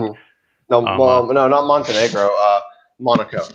Oh, Monaco. Monaco / Monte Carlo. Well, Montenegro is also a big casino place in Europe too. Oh, okay. And a big like, have you ever watched Casino Royale? Have I? I don't think so. I do not believe so. Wait, Yeah, I know there was two. There was one. There was sort of like a comedy one with Peter Sellers. It was sort of a comedy James Bond. But then there was also the one with Daniel Craig. Like I think it was the first one, the first Craig one. I'm referring to Daniel Craig's more, Okay. but yeah, that one's down in Montenegro. So, but yeah, so instead of going to either Casino Planet, like just go to Cloud City. Just like minor things, like I could keep it mostly the same and genuinely be happy with it. And then, Holdo was actually a traitor. So I actually like how you handled Holdo better than how I handled Holdo. So yeah, I mean, I do kind of like the idea of just her just dying off screen, like it doesn't even matter. But I do like how your idea of like she was the one who was sabotaging it. But I think we can agree Akbar should have been the one to. Yeah, suicide ram. And then it just I just couldn't like do. I couldn't even use the plot points of like the of the Rise of Skywalker. To me, it was just god awful, too much that I had to take the maximalist approach to it. Where it's like I'd probably say 85% of it I changed. Yeah, I changed about. I'm surprised that I didn't change as much as I did, and it might just be because I'm a little tired and I don't want to have to be here for what that might be part of it. But either way, I think that but I think I did I was focusing on changing specific elements that were bad, but then there's just stuff I ignored entirely that just doesn't matter. That film did not leave. That film simultaneously left a major impression on me, but also like no impression. It didn't leave, and the fact that it was a Star Wars movie that did not leave an impression on me is why it left such a large impression. Yeah. But anyway, waking up from a dream, that would be an interesting like post-credit scene. However, I need to tell you real quick about a dream I had. It was the same. It was months before The Last Jedi came out. And normally I see, or Rise of Skywalker came out. And normally I see those movies on premiere night. However, I actually waited for some reason until February before I saw it. I don't remember why. Like, I'm surprised how long it took me before I actually went and saw that movie at both movies. But either way, so this dream, it was sometime mid 2019, probably sometime between May and I think it was probably closer to like May or June 2019. But I was dreaming of the Well, actually, first I'm going to say several days before The Last Jedi came out, I had a dream about what I thought The Last Jedi was. It turned out Snoke was actually a snake god who lived like underground on the moon or that planet that Buzz Lightyear went to, and the opening of Toy Story 2 in the video game. It was weird, but but this one was so. And like when I was dreaming, I was watching the movie. I was like at the theater watching the movie, and I was disappointed when I was watching the movie because the ending was awful. Basically, okay, the plot was basically the First Order is building another Starkiller base. That's what it was. They build another Starkiller base, but the whole entire thing is that but it's like bigger and badder than ever. Oh, of And course. the whole thing though is that they don't win in the end. It just ends with Starkiller Base going and shooting all these rays and destroying every single major planet in all of the entire Star Wars franchise. All the characters are dead and everything. And that's how. And then I woke up. I was like, okay, yeah, it can't be that bad. It's not going to be that good thing. It's not going to be that bad. But then it's like, they topped it. Yeah. Honestly, that would have been like an actually like fun like ending, unironically, because it would just subvert everything like in Star Wars of like It's always like the good guys winning. more than Ryan Johnson could have ever done. Actually, that would be a if Ryan Johnson directed the third one, that's what he would do. I think. Yeah. Well, he would just use those fleet of like planet-killing Star Destroyers just to destroy every planet. That was one of the dumbest parts. Yeah, that was. And I'm so glad that in the cut they got rid of that. It just like I could understand like having a weapon that may like just destroy the crust of a planet, but not the entire planet. Yeah, like I got kind of like what the prototype of not the prototype, but like the Eclipse had that. Did they? Oh, okay. No, I was like, remember in Rogue One how they used the Death Star? Yeah. Was that like different setting? Like, did they have like a different? Yeah, they had like the one reactor setting, which like one reactor would just like destroy the crust. And it wouldn't even destroy the whole planet. It would just. It would just destroy the crust surface. Well, then it like maximum reactor setting would blow up the entire planet, and that's why it took 24 hours to recharge if you used all the reactors. Okay. That makes sense. Yeah, that was something that I think that they didn't mention it in the movie per se, but they mentioned it like in some sort of novel afterwards. Was it the catalyst or something? I believe so. But yeah, essentially like it took, because they fired full reactor settings at Alderaan, it took 24 hours to recharge. And that's what gave the rebels kind of enough time to kind of prepare. Okay. That makes sense. But yeah, no, but I remember, so I'm not like a Ben Shapiro fan really. I don't really watch it. I mean, if I want like out of all like the conservative commentators that are around, he's the most tolerable. So like the only time I'll like watch him is if like I just want to kind of see a perspective, like that perspective, the Boomer Con perspective.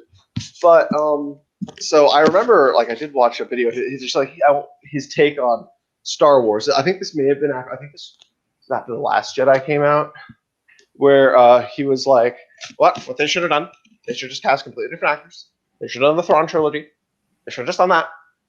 And he's like, they should have just done the Thrawn trilogy. Yeah. He said that? He started nerding out. It was funny. And then he was like, but no, but the best way, the only way they can end this trilogy is if they do the next movie and it ends in the way where what they are is.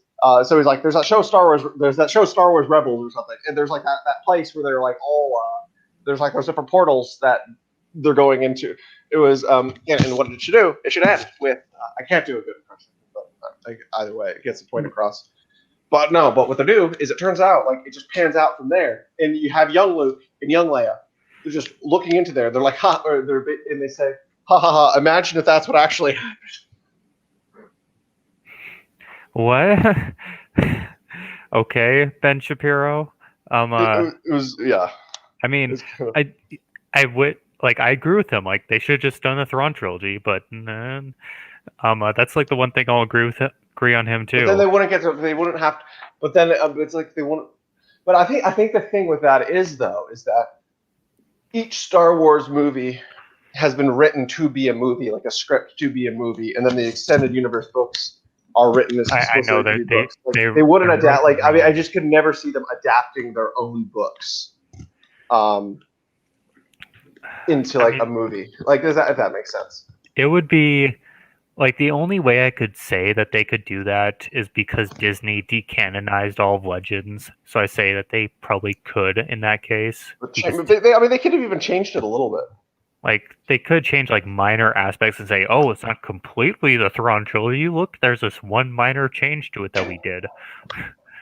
Or just, like I mean, Uh-huh. of course, the inclusion. They could have gotten rid, for instance, the Luke clone, Luke, or whatever.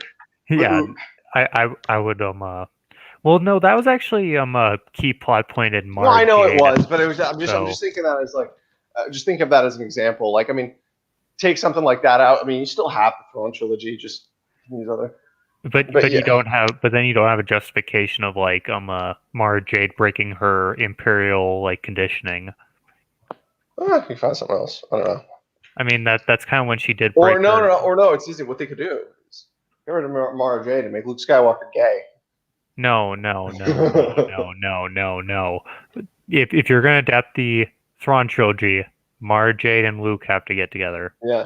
No, what's funny is I remember what it was. I forget what it was, but there was like somebody on Twitter. I don't know if it was on Twitter, but somebody asked Mark Hamill. It was like somebody who was it was somebody who was obviously gay, I think like a teenager or something. Asked, since Luke Skywalker is like a Jedi, he's not married. Is it possible that he's gay and he could be a gay role model? And then, I mean, Mark Hamill was like, I mean, he just apparently he replied, I mean, in theory, I guess like he could be, but he was married to this lady, and this kid didn't know. It was something like that. It was kind of. That kid was probably just a movie only. So I mean, I don't a movie normie. So I don't blame. Also, we also need to remember that fandom gatekeeping is important. Yeah. Actually, unironically, it is important. If you don't know about the Thrawn trilogy, at least, yeah, we're gatekeeping you from Star Wars. I'm not even going to say that. Okay, I'd say you either have to know the Thrawn trilogy or Knights of the Old Republic. Well, yeah, that's a good other alternative, though. I'd say more people probably know about Knights of the Old Republic than the Thrawn trilogy. Maybe not the same. I think, yeah. Well, the two communities tend to be also bled together, where if you know Knights of the Old Republic, you know the Thrawn trilogy too. Yeah, that's usually how it is. But yeah, no. I mean, I think that's. But yeah, no. I think there are some good litmus tests. There should be, but basically, and I know you're on for the politics stream. How we were talking about how Dave Rubin is living. Dave Rubin is living proof why fan gatekeeping is important, because he's like calling the Galactic Empire. I like to call the Galactic Empire the Galactic Republic. The Galactic Republic were the bad guys, and they hit the stormtroopers. Yeah, that wouldn't. Yeah, remember, it's authoritarianism versus libertarian versus democracy and libertarianism. It's just, oh my god. Yeah. It's like no.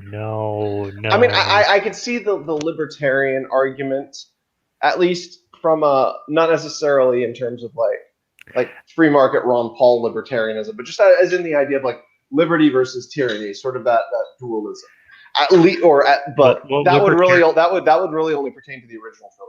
Well, libertarianism is also a sub-branch, ultimately, of like classical liberalism. So I'd actually say the reverse. In the political tree, it is classical liberalism is a form of libertarian. I'm actually making a video sort of relating to this topic, and it's the one where I know earlier.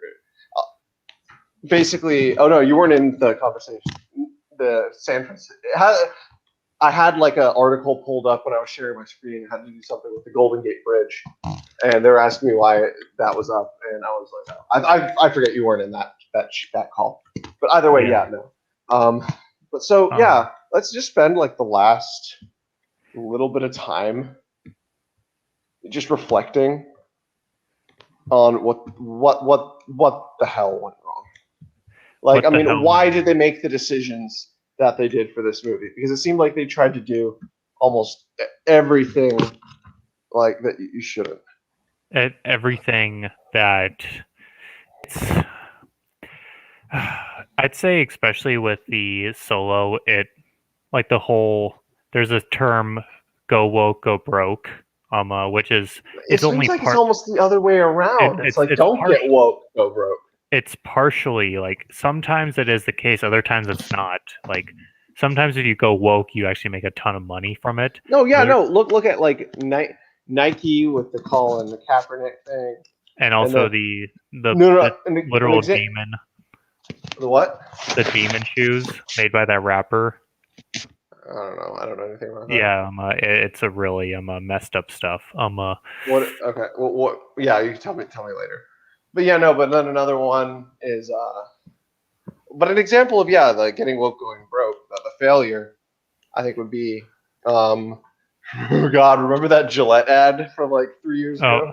Boys will be boys. Boys will be boys. Boys will be boys. And it's like, okay, now boys aren't allowed to play, fight, and roughhouse. Like they're basically saying that you're not allowed to do that, and you're not allowed to like at least look at a lady, look at a pretty lady while she walks.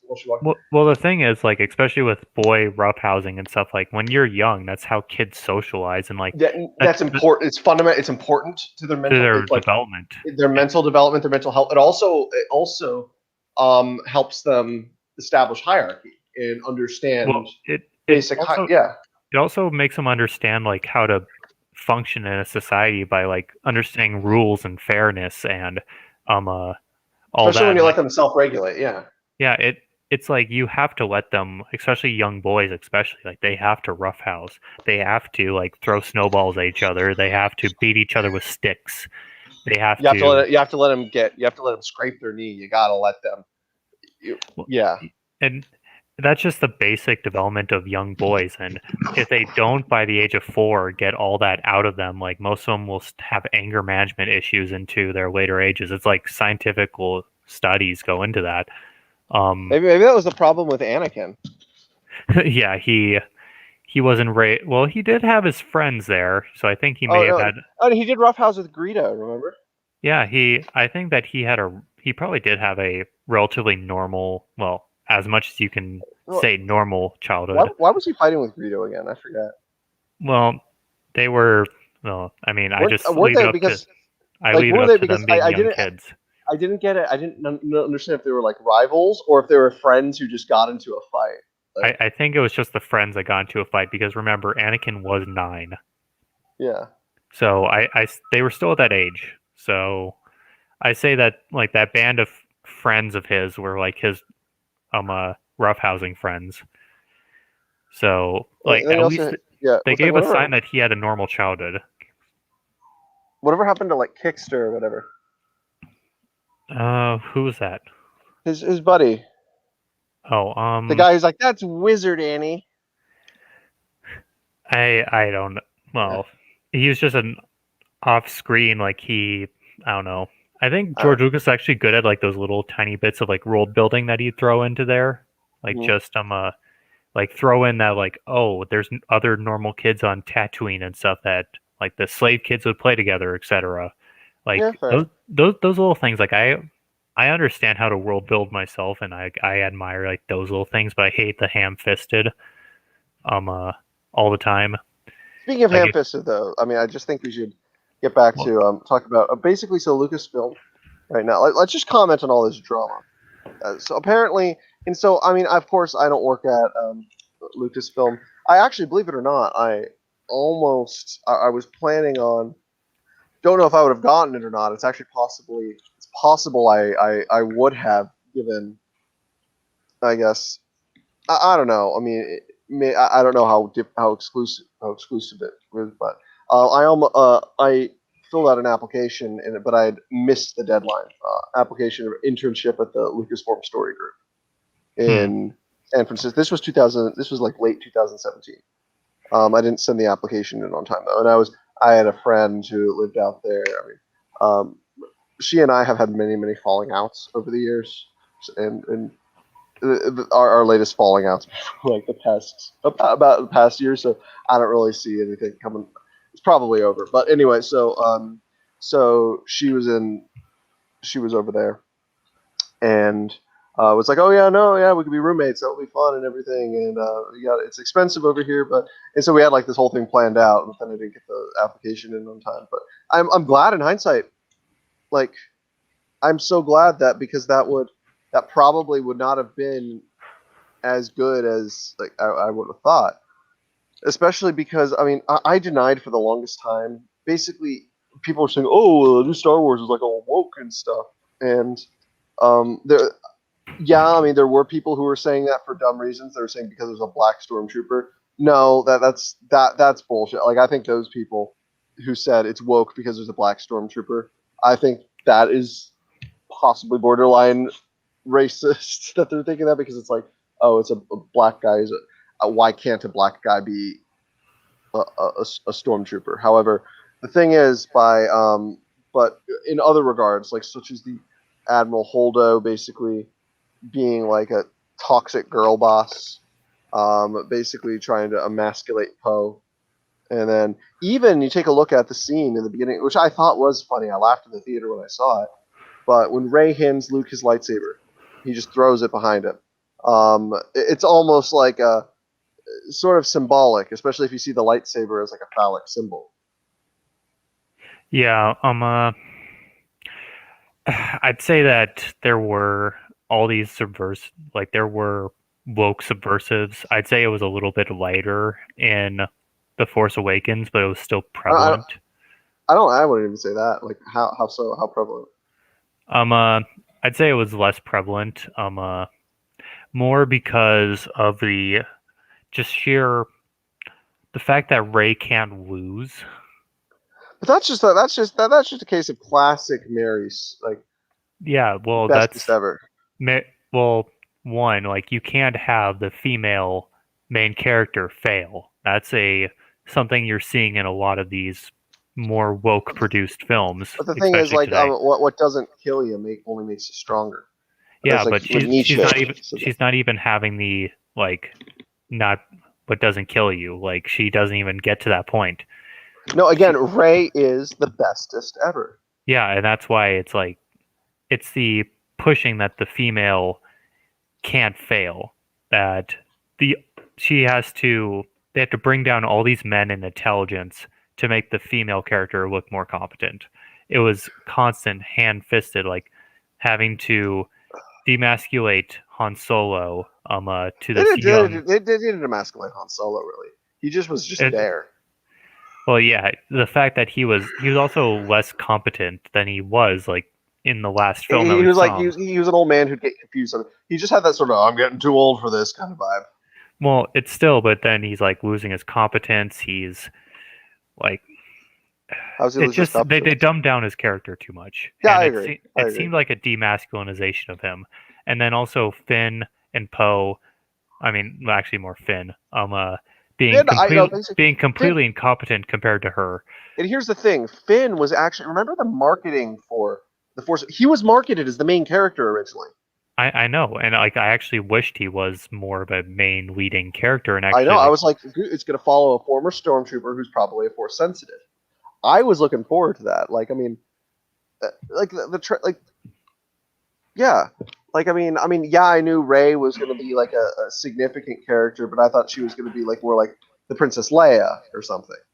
And yeah, that's what we all kind of thought. But then, of course, that didn't end up being the case, and they just kept on, like, especially Finn was just like given the worst hand in all this, like in the actor too. I feel John Boyega. Like, I mean, I feel sorry for. I mean, I don't feel sorry for him because I'm sure he's getting good work and other stuff now.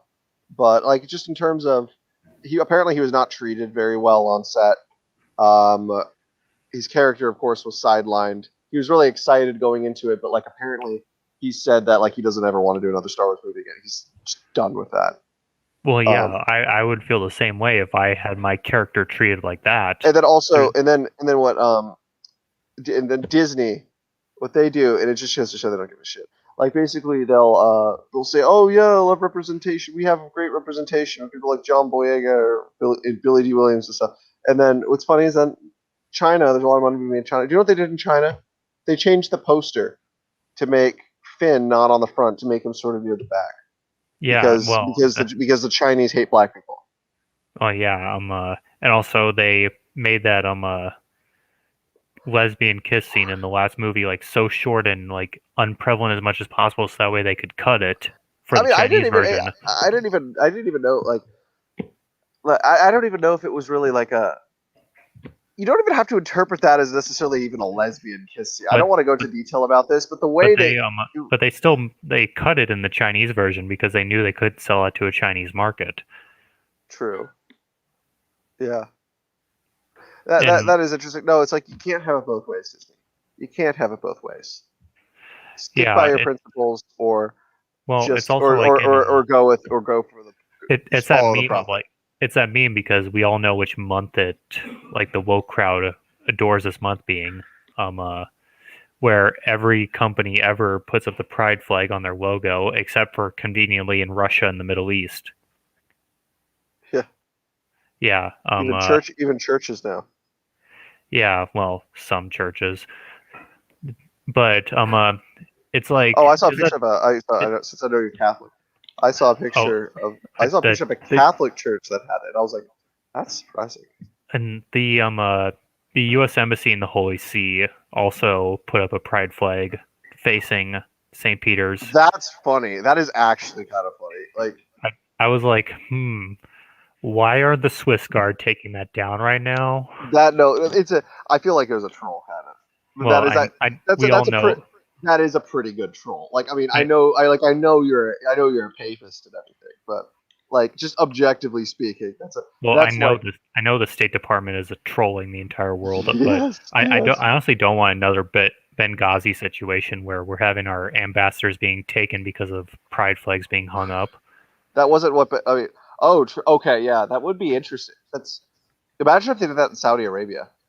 I think they did. Or Iran. They did do that in a few of our Middle Eastern embassies. Anyway, so we're getting off. Yeah, we're getting off topic, but it's the whole like we'll sprinkle in token woke stuff because we need to give a helping hand to all these communities that don't get the representation. We need to help them because we are the white liberals that truly care about them. Like, yes. It's like I'm all for representation. Like, I think representation where you can like put it is good, but just make them an actual character. Make them interesting. Give them depth. Don't just because it's kind of offensive. I feel like it's offensive in a lot of ways. People of color when you just tokenize them. Well, yeah, it's also the term "people of color." It's like, and then it's like so you're just labeling the entire world that's like slightly brown into this category. You got this. Yeah, the Semites, the Hamites, and the Hyperboreans. Yeah, that's why it's just like the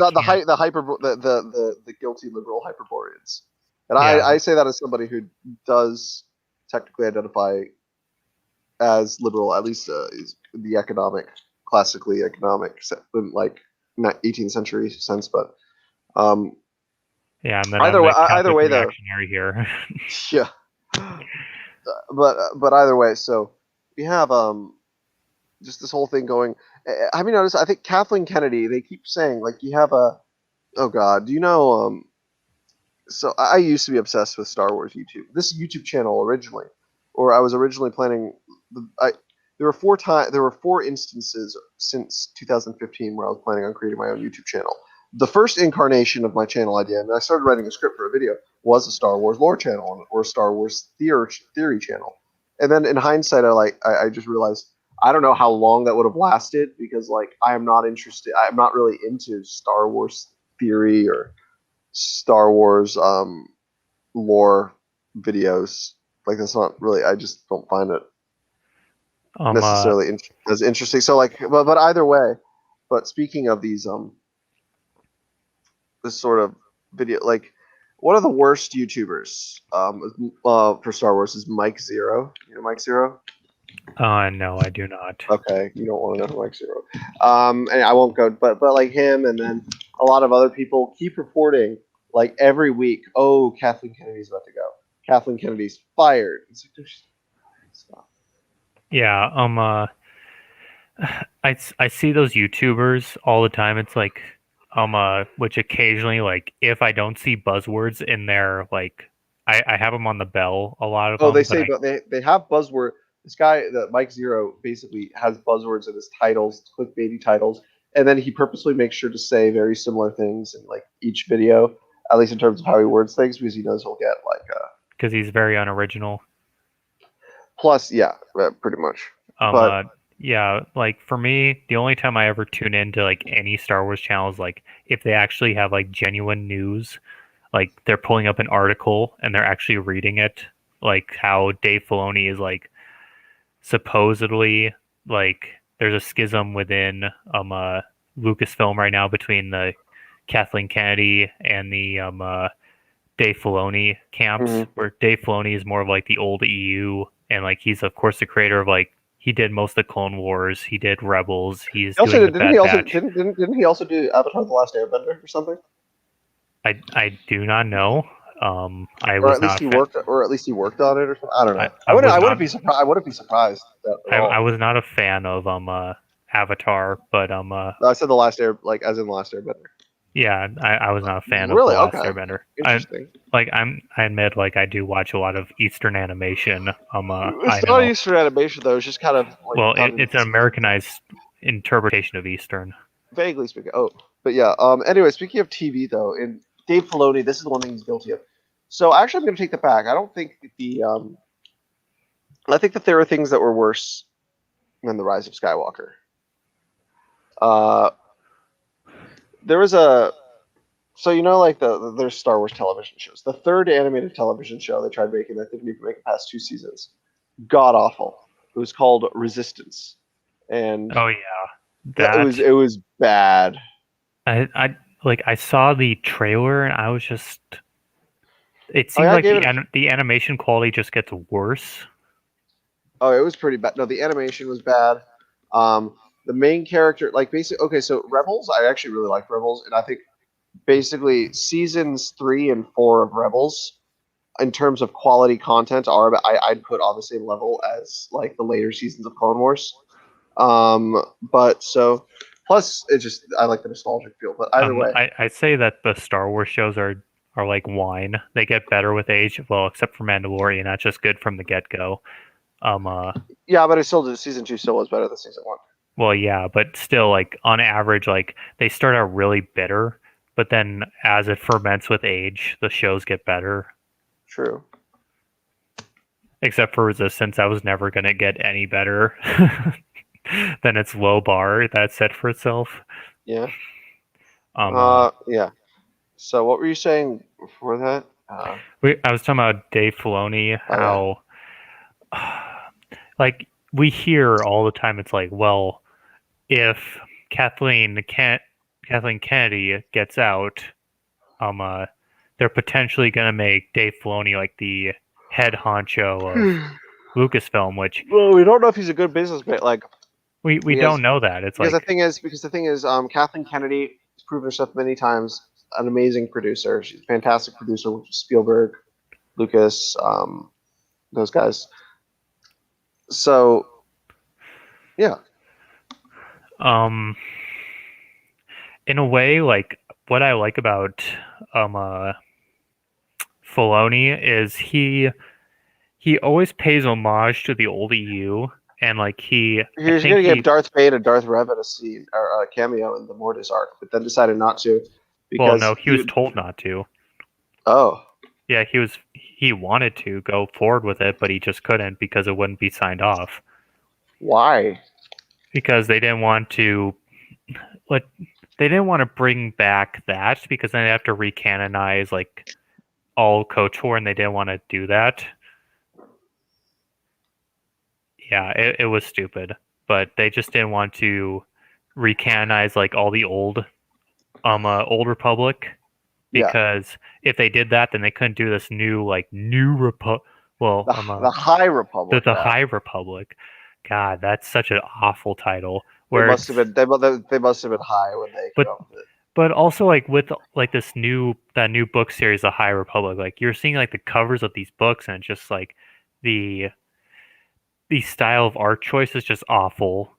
Like, it's too bright for Star Wars. Like, if you look at book covers from like the old EU times, like a lot of them were darker and gritty, or they were like this good like darker art most of the time.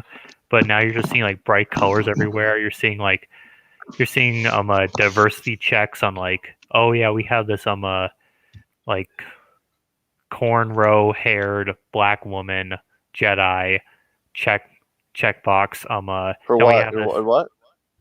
and like on their book covers for the High Republic. Not the one that I see the most. I don't know. I But saw one. there were a bunch that were released all at once. What's Yeah. funny is it just seems like it's a very forced project as opposed to a lot of other ones.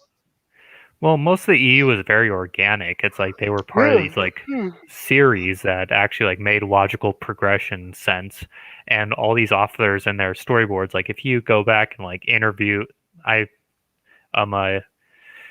watched an interview of like the writer of the Republic Commando novels, and she said that all the authors were in this like storyboard, and they would coordinate their stories so that way they didn't contradict one another, and they do different places in the timeline, have them intersect at certain points, and George Lucas would be like the final check and balance on everything, and be the final sign off on everything that they wrote.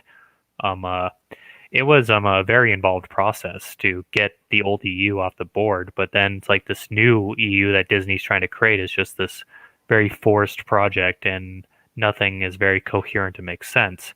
It's like the Alphabet Soup Squadron. Like I never even read that, but I heard it was just a disaster novel. And then Bloodlines, like they didn't even understand like what the populace and the centrists, they didn't like that whole political shenanigans just was so painful to even like I didn't even read the book, but I read the synopsis and it just burned my head trying to wrap my head around it. And it was just more on and on like that just I couldn't find any enjoyment from this new EU that the old EU provided, because the old EU just was so in depth and this is so shallow.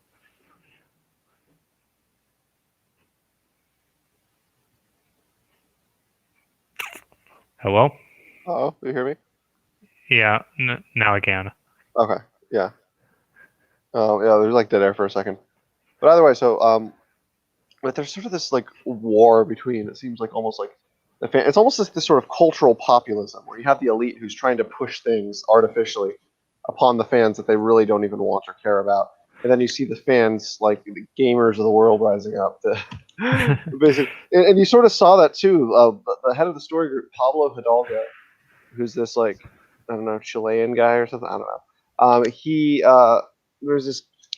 basically made fun of shared and commented on a video of a YouTuber who was watched it for the first time. Or who like read Darwin for something like that, and then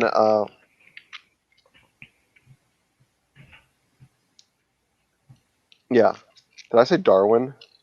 Yeah, you did. I'm so tired. I'm sorry. Charles Darwin. I was thinking of Charles Darwin. No, okay. So you have Pablo Hidalgo. He's coming in, and he retweeted this video of this guy crying when Luke Skywalker made his reveal at the end of The Mandalorian, and he made fun of this guy. He was like an adult making fun of this guy, and it was I don't know. It caused like kind of a controversy at the time. It was like, is this really how creators should be treating their fans? And then I know I didn't have a Photoshop, but since he's from Chile, I thought it would be funny to, that meme, Bernie Sanders in the back and Pinochet the helicopter, like driving the front. do that to make it Pablo. Yeah, like yeah. God, I also But saw no, but this one. Paul Mulhadog, I don't think he's a bad guy. I've communicated with him on Twitter before. He's always open to answer questions, but he was just being a piece of shit that day. Yeah, it's just the abuse that the fan base has gotten. It's like, you better sit down and enjoy what we give you. Or else you're mentality. a bunch of alt-right misogynists. Yeah, you're all a bunch of misogynists if you don't enjoy our content. You goddamn sexist. It's like in all the previous Star Wars content, like this was never an issue because like it was unspoken. You never like there was always like I hate to use the term strong female character because you just have a female character and she does stuff. Well, Leia was a strong female character. It like it didn't have to be said like because she was just a female character of the series. Like there's other female characters like Winter is one and from the Mon Mothma, the only Mon other Mothma, lady in the universe. Mara Jade, Jaina Solo, Nomi Sunrider, Sunrider. I was about to say Nomi Sunrider, Bastila. Satele, Sean. There's just so. Sith waifu. Yeah, Darth waifu Zana Beniko. and Darth Talon. No, I was going to say Lana Beniko. Oh, yeah, her too. Sith waifu, yeah. Well, there's so many Sith waifus. Like, like Darth Talon's a Sith waifu. Darth Zana is a Sith waifu. Is she? Oh, cool, yeah. She's Darth Vane's apprentice. Yeah, I know that, but either way, still, like, it's just. Do you think? What do you think the future of the franchise is going to be? Do you think it's going to keep doing? Do you think it's going to keep? Do you think the Mandalorian is just is a singularity amidst a bad future, or do you think that it's sort of it might be kind of in the midst of a course correction? I think that there are two routes I can go. If it remains in Kathleen Kennedy's camp, like the Mandalorian will be one of the last good pieces of Star Wars to come out, and it's going to be a dead franchise in about. I'd probably say they'll keep it on life support for a decade, but I don't see it lasting much longer. Under even Kathleen. So, I mean, I can see them. However, even if that happens, Star Wars is one of those things that even if it like fails, it goes dormant. That's what it's just going to be going dormant. You're going to have somebody who's going to come and be like, "Hey, remember that? Let's revive that." It's going to be something like that. I truly feel Kathleen Kennedy is going to at least kill it for a time. But then if she gets replaced, or at least if she doesn't get involved in the storytelling anymore, and if it's more Dave Filoni running, she doesn't even know much about Star Wars too. Well, yeah, like, it's like she doesn't know much about the lore, and then also she didn't even know that there were Star Wars books. Apparently, there's something she said about a year ago, maybe a little less. Yeah, you didn't know that there was books. It's like there are like hundreds of books in Star Wars. Most like I'm a big EU fan, and I haven't even touched like 25% of the books. That's just how many there are. It's like near impossible at this point to catch up on all the EU books. Oh yeah. In fact, there was this one troll on Facebook I saw where this Facebook Star Wars group where they were all buying this like very niche Star Wars book up. No, it was the bootleg of one that was ever released. Disney told Amazon to take it down recently. Yeah, I know. I was like, even though the money wasn't actually going towards the person's profit, it was going towards future efforts to print the book, to like keep reprinting the book. Yeah, which I should have jumped on, but I didn't. It's kind of like one of those regrets, like I didn't jump on GameStop too when that started. I did. That was fun. I wish I did. But yeah, so it's like it's something like that. It's too big of a franchise, but Dave Filoni, I believe if he takes over, I think he could be the next Lucas. I think he would actually like revive the franchise. Yeah, and I mean, he'd be like the next Lucas, not in the sense that like of the director being like a great director, but in terms of just just overseeing sort of the trajectory of the franchise. I think that he would end up being like how GW did all their 40K stuff, where they left it a very open universe, and I think he'd actually also recanonize most of the EU as well. He probably would, even though he's never really cared about the EU as much, and he's never really seen it as taking place in his universe. But in a sense. But he he noticed noticed, the love. but he licensed Thrawn. He said he likes, or he said he liked Thrawn. Darth Talon, he said, was one of his favorite EU characters. And Exactly. So I he was think basically apparently playing with his little action figures one day in a meeting, and he had his Thrawn and his Darth Talon, and someone was like, they don't live there, or they didn't live during the same time, right? And he said, so what? They're friends. yeah. So I think like if Dave Filoni came into the show, like either he would make the old EU kind of like he'd recanonize most of it, or he would run two separate timelines where he would he And would that's pretty permit. much that's pretty much what's going on. But what they would do is, in this But instance, I'm guessing they'd like, for instance, continue with like the Jaina Solo storyline. Yeah, that they'd also Because probably that series, the Jaina Solo series, which I never read, But- or I forget which one it was, but they also they they didn't canceled- finish yeah. they didn't finish the Republic Commando series, which there's still one book out from there. There's the Republic Commando, Jaina Solo, the Legacy comics are still not done. Yeah. The Tales of the Jedi are not done. No, Tales of the Jedi were done. Like, No, the ones where the Jedi Origins. those ones. Yeah. Yeah, I think Tales of the Jedi, I think of Ulick Keldroma. Well, yeah, the Jedi Origin comics, they're still not done. Like, there's so many. The only Legends going on right now still is the Old Republic. Yeah, and I think like if Dave Filoni, like he would just have two separate timelines, or he would bring the old EU back as the official. I'm surprised though that what they didn't do is that they didn't keep the Old Republic, because it was basically, the whole thing is like, okay, all Star Wars content from now on is canon plus Clone Wars plus movies. I think that the Old Republic would would count for that too. There'd be because no interference. There wouldn't have been, and they could have also developed even more stuff from that. And that could have been like the two jumping off points.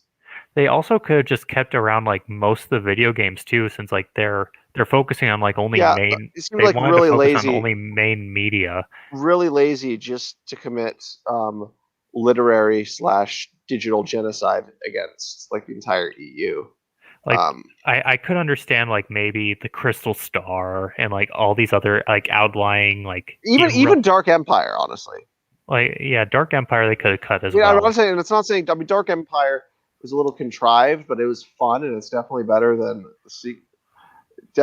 than Rise of Skywalker. But either way, yeah, like that one, I could see them kind of doing away with. If they would have like had a board that would have like gone through and like just axed like all the more like that's what the story group was supposed to be for, but then they got lazy, I guess. Like. Yeah, so if they would have actually done their job and just only axed like the very, very minor stuff that was in contention and like nobody really even talked about anymore, like Crystal Star and stuff, like yeah, I could understand them axing that stuff. But when you have to axe the entire EU because you're just so lazy for storytelling. Yeah, I mean they could have gone and choose. Basically, the way I think of it like Schrodinger's canon. In a sense, or an even better way to say it would be, it's like canon due process. The way I see it, it's canon until proven otherwise. Yeah, like that's how I like. I watched Did you ever watch like the channels Jen Sarai 1 and Evanova 95? I think I asked you in this little last podcast, but I'm forgetting. Maybe send me the links afterwards. I mean, I'll probably recognize them by the probably if they're Star Wars YouTubers then. Probably, I was probably a big fan of them like 5 years ago, 6 years ago. They were really like old. They mostly did these versus series where they take like two random characters from Star Wars, like talk about their lore backgrounds and then like their force abilities and their lightsaber styles and stuff that they preferred and like their victories and defeats, etc. And then see who would win. Or who they think would win. But yeah, they were like these old YouTubers that like when all this came out, like they were initially like indifferent to Disney buying it, but they kind of like still also viewed George Lucas I didn't like kind it of at the coward. time. It warmed up to me eventually, the idea of Disney having it, but my initial reaction was like George Lucas is a greedy, scruffy looking nerf herder. But as soon as like they axed the EU, it was Jerome though who was on the good side of it. Yeah. But as soon as they axed the EU in like 2014, those old YouTubers that were like they built around their channels around literally analyzing the EU to see characters that would survive, and then now it's all axed. They came out completely against everything that Disney was doing, and I remember like some of those videos were actually taken down by Disney because they were just so like popular and demeaning them. And these were like they're still not even like very popular channels. Like they're stuck at like 50,000 to 100,000 subscribers each, and they're just kind of been stuck there for the past few years. Okay. But they still make content occasionally. But yeah, they like these videos just going out and like they were very articulate in how they demonized Disney, and it just got so many views that Disney started targeting them and taking down their stuff for copyright, even though the Legend they now called Legends, the old EU, was axed, and that's what they built their platforms around. That would have been fine, honestly. Like, gosh, who did I make this show? But they had a simple request too. Like at the end of their videos, they were like, "No, like, hey Disney, why don't you just run Legends as a separate timeline, and you'd keep both fan bases happy?" Like that was a common sense suggestion that we would all accept, but they didn't accept that. They only wanted their timeline. I remember hold on, I'm gonna share this. It's kind of cringe, but I remember I was sort of as a eulogy to kind of the EU or elegy or whatever. Hold on. I ended after this. This was like 2014, 2015. I ended up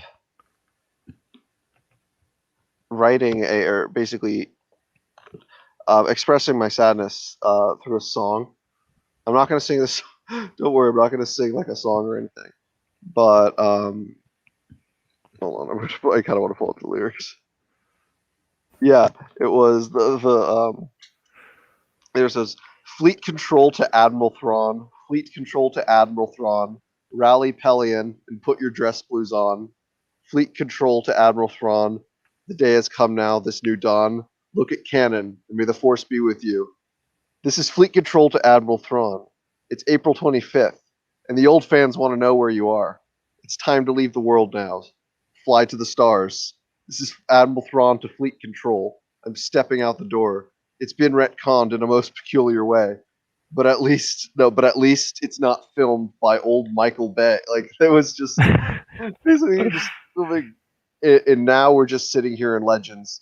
Me, Jaina, and Fel. Old canon is through, and there's nothing fans can do. So it was like a parody of David Bowie's Space Oddity.